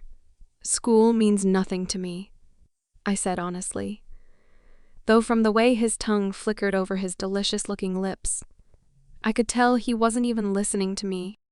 "Oh, for the love of God, get a grip, man." "I love it when you say my name," he stated huskily, causing me to throw my arms up in the air in a sign of frustration. The fact I had to resist stamping my foot like a child, making me want to breathe a sigh of relief that I managed to tamper down on the urge to do so. "Will you get your head out of the gutter for once?" I snapped at him, causing him to wince from the driver's seat window. The fact we had seemed to gain attention in the street, not going past either one of us. "Look, Zoe, I'm sorry, but will you get in the car, please?" he pleaded slightly. The fact he said please being my breaking point as I sighed and made my way over to the passenger's seat. I could tell he didn't say please very often. Being the alpha meant you shouldn't have to. So saying it meant a lot to me, whether he realized it or not. "So, is there a reason why my co-called brother didn't pick me up?" I asked as I put my seatbelt on. The fact this was the most lush car I had ever been in making me gap with amazement, as I ran my fingers over the seats and dashboard. I had never been in something so expensive. "I admit, I may have ordered he let me get you," he stated with a wince, obviously expecting my wrath for his comment. What he didn't get, though, was the fact I found myself touched that he hadn't lied to me. He could have easily mentioned another excuse, but he didn't. It touched me, it really did, that he was being honest. "Oh," was my simple reply, shocking him, but I was too busy looking around the car to comment on his stunned expression. "This was a really nice car. You like?" He smirked suddenly, obviously taking note of my awe as I looked around his vehicle with unhidden interest and fascination. "Okay, I hate to admit this to you of all people, but I love your car," I gushed honestly as I grinned and shot him a wink, almost naturally causing me to freeze. Was I getting comfortable around him now or something? As soon as that thought ran, though, my head, the only thing I could think was shit. I'm really in deep now. Zoe's Pav. Do you know how hard it is to sit in a car with the one person you want to hate, but find it impossible to do so? I doubt it, because if you did, you would know it was like hell. I want to hate him, to loathe him after the harshness of his first words to me when we first met. But I was finding it impossible to do so. Not only was my wolf pleading and begging me to forgive him and allow us to be marked, but the more time I spent with him, the more I was realizing just how nice of a guy he really was. Not only was he hot, he was sweet, smart, and I hated to admit it, but he was adorable. Just looking at him made me want to go all gooey-eyed, and I hated it. What right did he have to make me feel this way? "What are you thinking so hard about?" Hunter asked curiously, bringing me out of my thoughts as I removed my gaze from the car window to gaze in his direction. "Nothing," I breathed, not wanting to admit the real issue which was on my mind. I didn't need him gloating about the effect he had on me. I had enough on my mind as it is without adding to my current list of problems. "You know, I am really sorry about what I said to you, Zoe. So sorry," he admitted, sounding pained as he did so. I didn't like it. I didn't like how much he was affecting me. I couldn't help but purse my lips, and against my better judgment, I found myself looking in his direction, only to frown at the painful expression on his features as he recalled that day. It didn't suit him, seeing such a strong person break down. "I know," I mumbled. However much I wanted to, I couldn't help but forgive him. It wasn't just what he said to me, though, and while it hurt even to remember it. I mean, I had heard that he wasn't taking enjoyment in my humiliation and pain, rather seemingly distracted, so the fact that I couldn't blame him continued to nag away at me. "You know, as in you forgive me?" he asked, the pure hope in his tone making me want to cry. I nodded numbly, staring back out the window before I frowned, taking note that this wasn't the direction to the school. "Where are you taking me?" I demanded as I glared in his direction, the sigh from his lips meaning he obviously expected things to turn this way.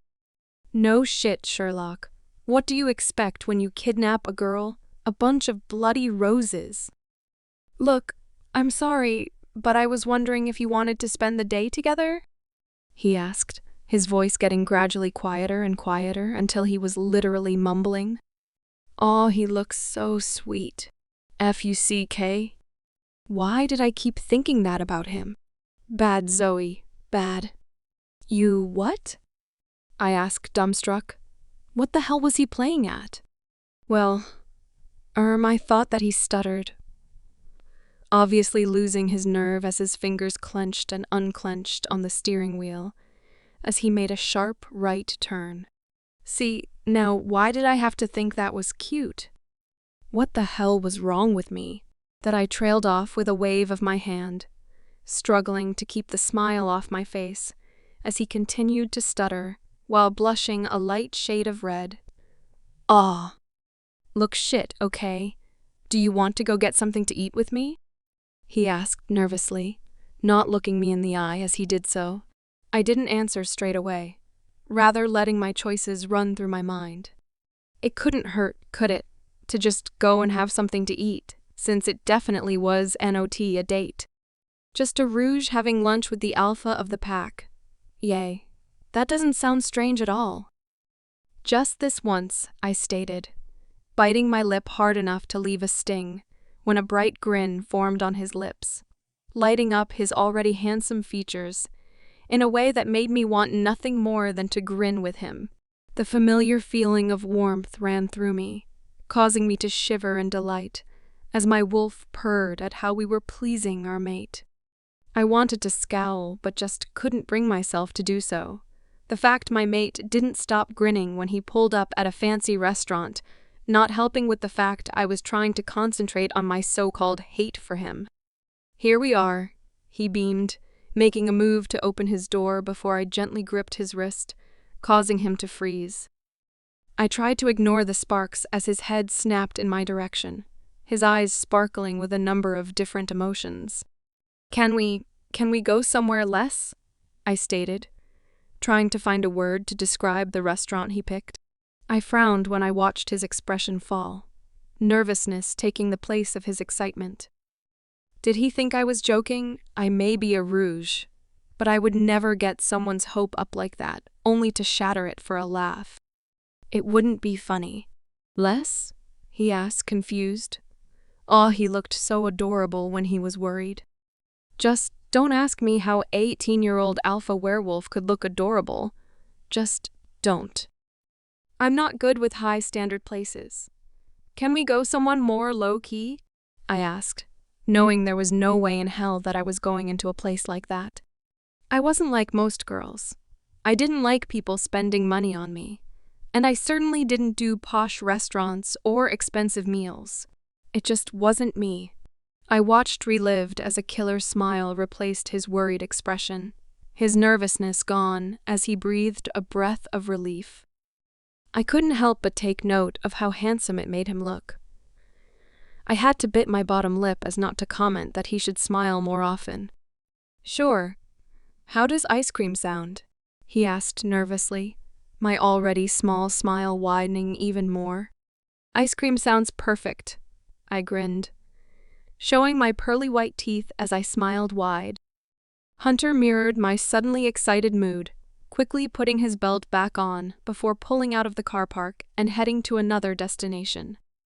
The short ride was quiet, but in no was uncomfortable, the radio playing low until Hunter pulled up at a small but nice-looking diner. It looked sweet. It was the sort of place I would come to on my own. "This all right?" Hunter asked hopefully as he opened my door for me, the smile never leaving his lips as he did so. I had to shake my head amused, the fact I felt on top of the world in his company making my head spin. "It's fine," I stated as I hopped out, grabbing my bag before he shut the door.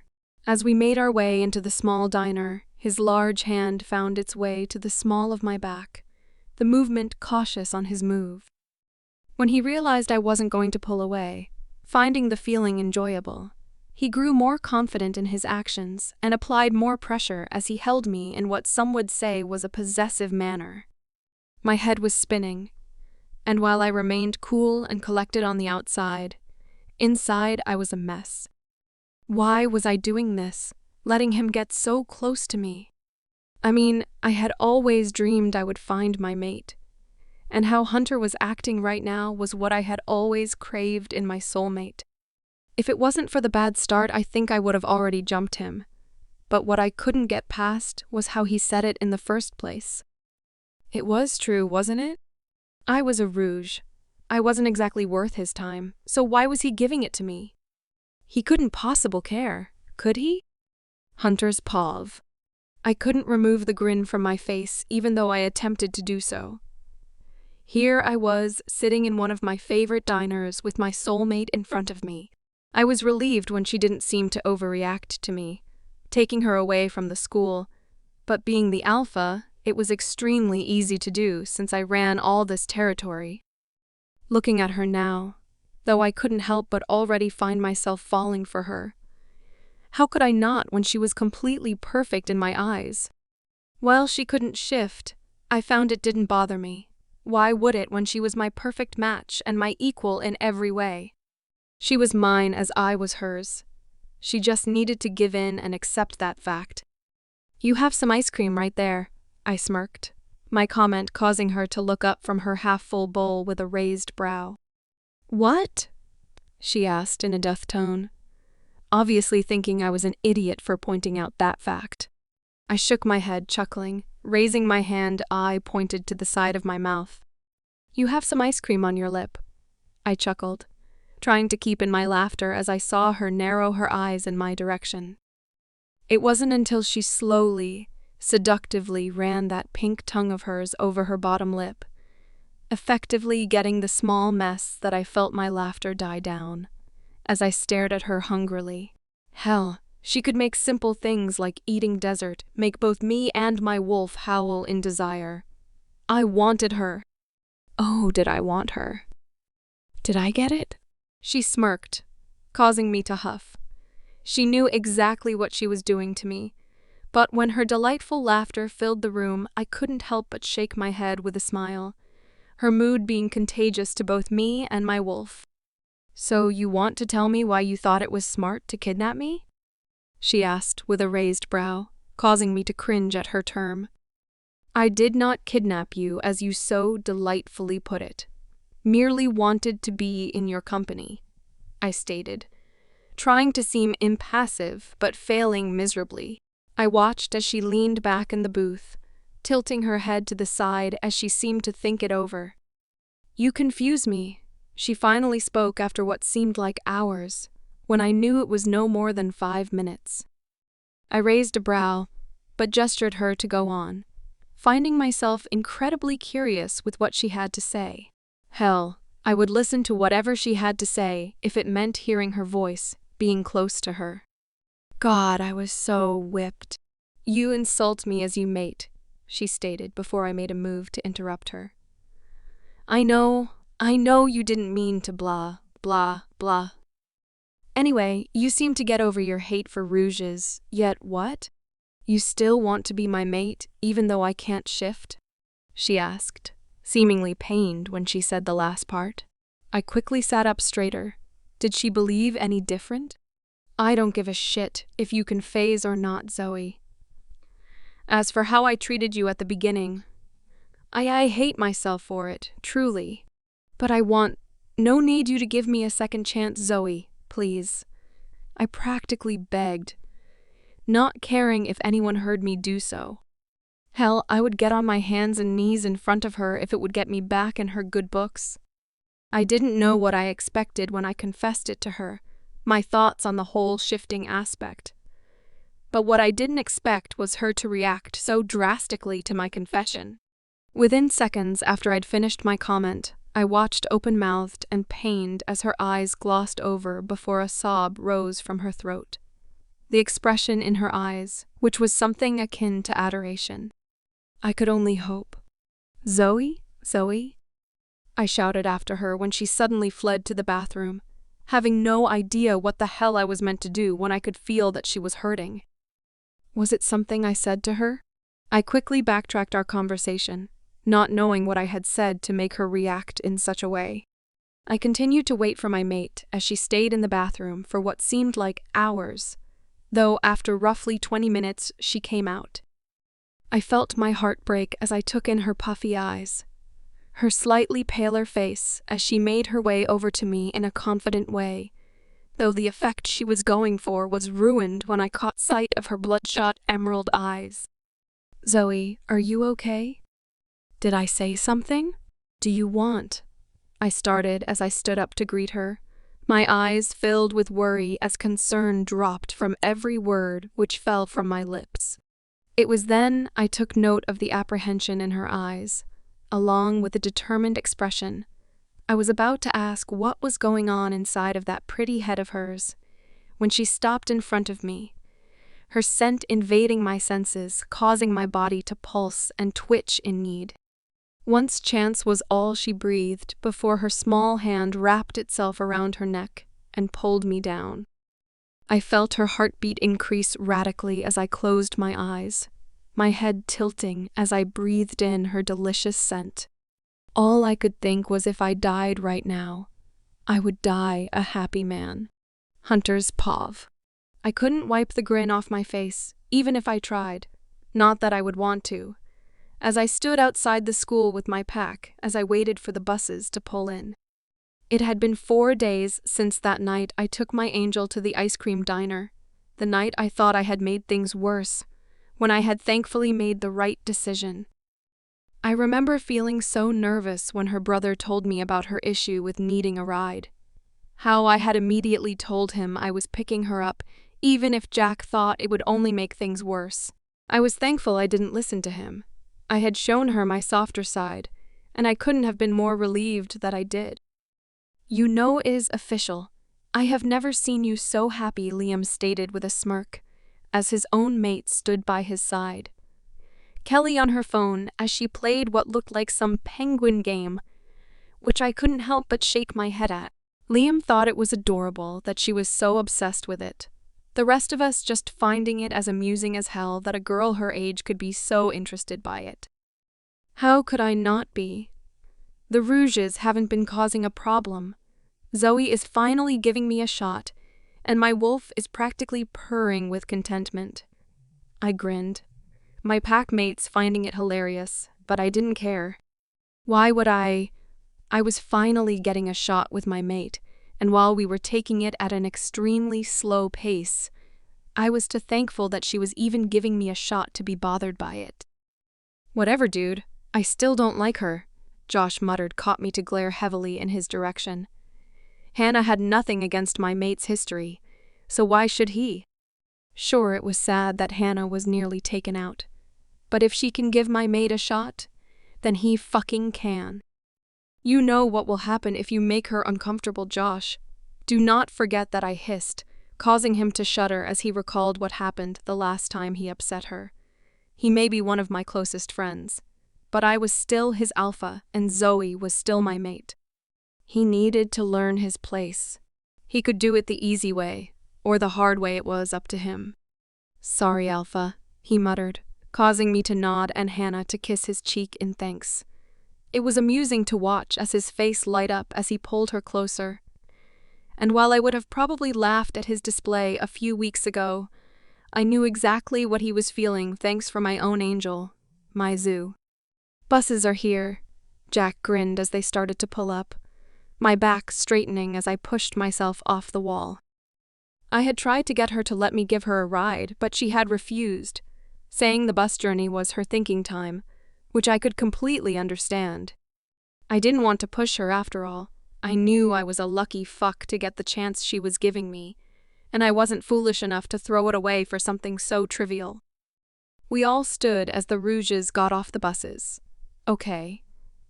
I admit that is slightly untrue due to a large number of the Rouges actually being the mates of some of our females.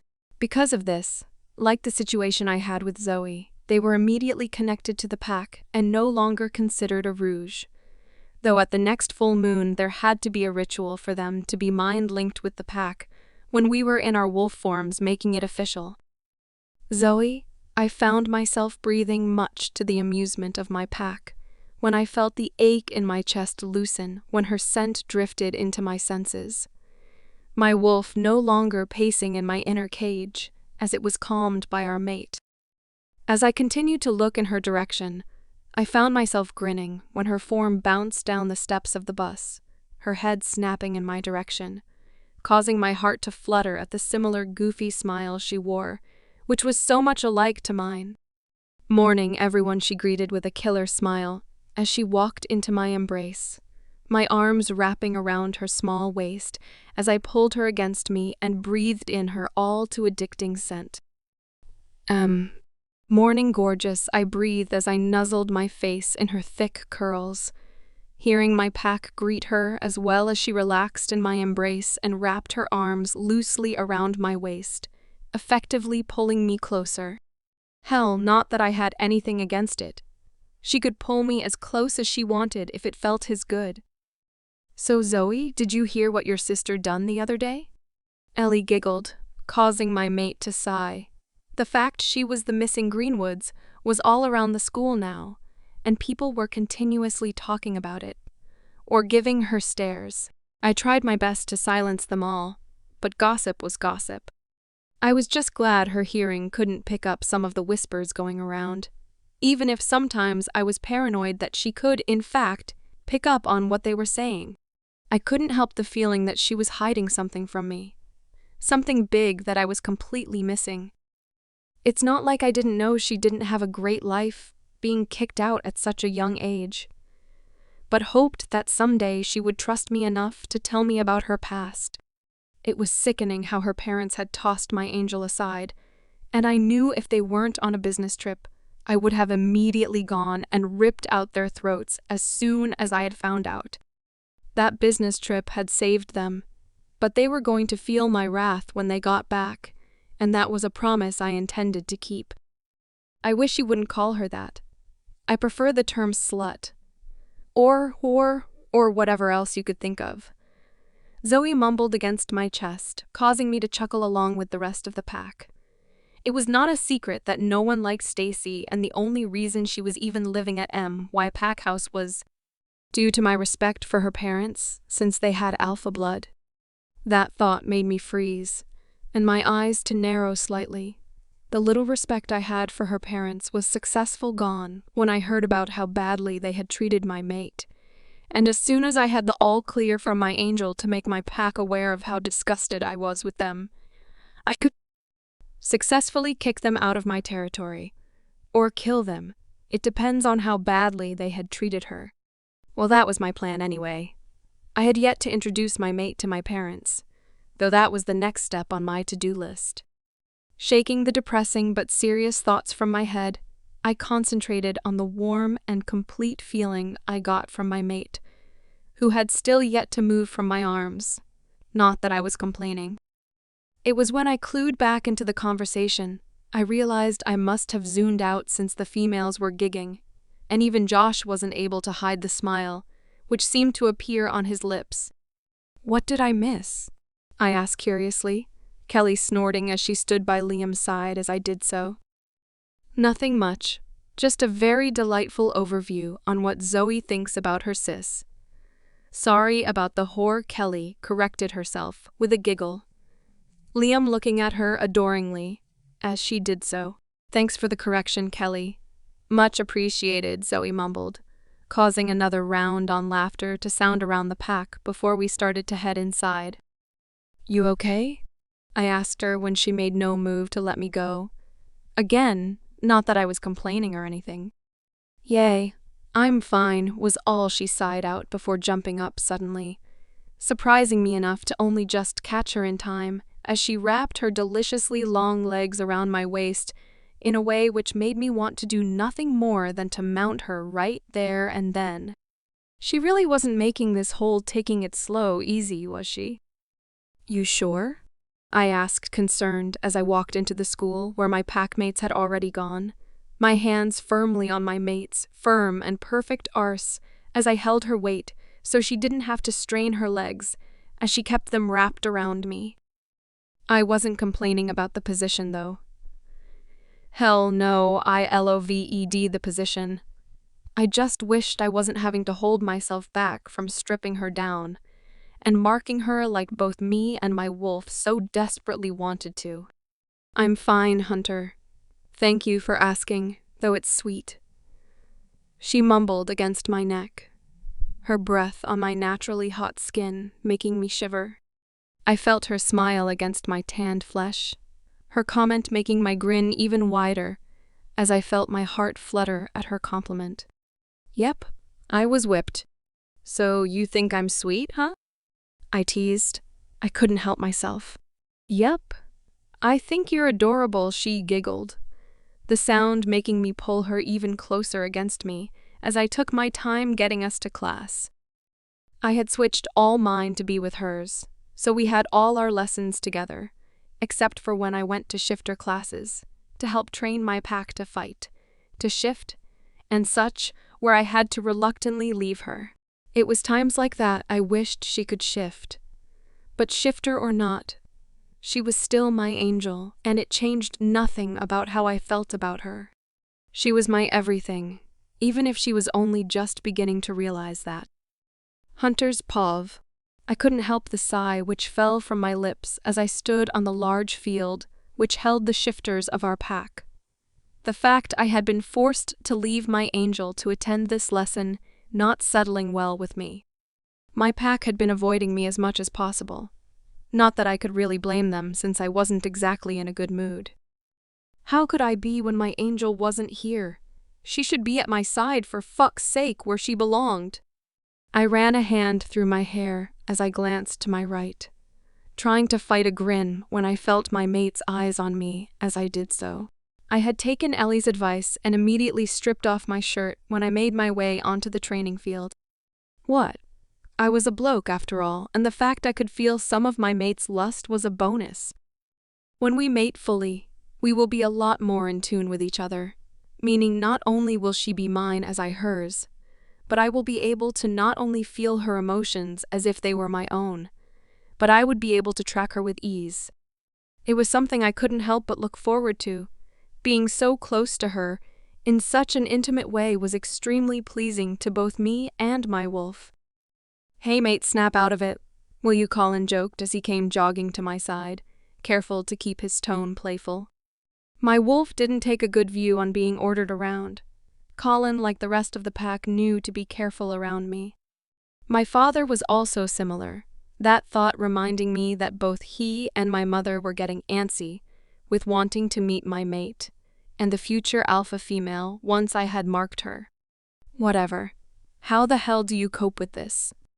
I asked, frustrated as I ran my hand through my hair yet again, keeping a close eye on the new packmates, who happened to be the rouges who had mated in the pack. The other male rouges had a different class. We weren't exactly going to teach them how to fight, so they could turn on us, were we? What being away from my Ellie? He asked, and I nodded. It's never easy, mate. In fact, I bet it's worse for you since your wolf is as possessive as hell. No offense, he continued, causing me to scowl.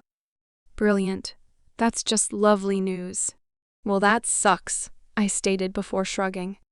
Turning around, I rounded everyone up before stating that we were working on speed, everyone following into the woods, before I felt the familiar feeling come over me as I shifted into my pure black wolf. Hey, Hunter. I cringed when I heard Stacy's voice in my head. Unfortunately, it was the one place I couldn't avoid her completely. For the start, I had tried to completely blank her out, ordering her to the opposite end of the field since she had been more than a little difficult lately, with the whole me dating her sister and everything. She believed I was delusional and made sure to remind me constantly, her whiny voice being more of an annoyance than anything. It was when she started to try and throw herself at me. I started to tell her to back off.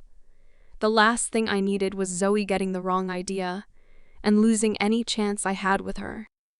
That thought was completely unacceptable after finding out what an amazing person she is, how my wolf as well as myself feel incredible in her presence. Even the thought of being away from her was not acceptable to me. Fuck off, Stacy. I'm not in the mood, and unless you want to feel my teeth in your neck, I would shut it and concentrate. And before you comment, I will make sure it's painful, I hissed at her, baring my teeth in a way I knew made her wolf whimper. I was correct, of course, hearing her whine before she scurried off, causing me to roll my eyes.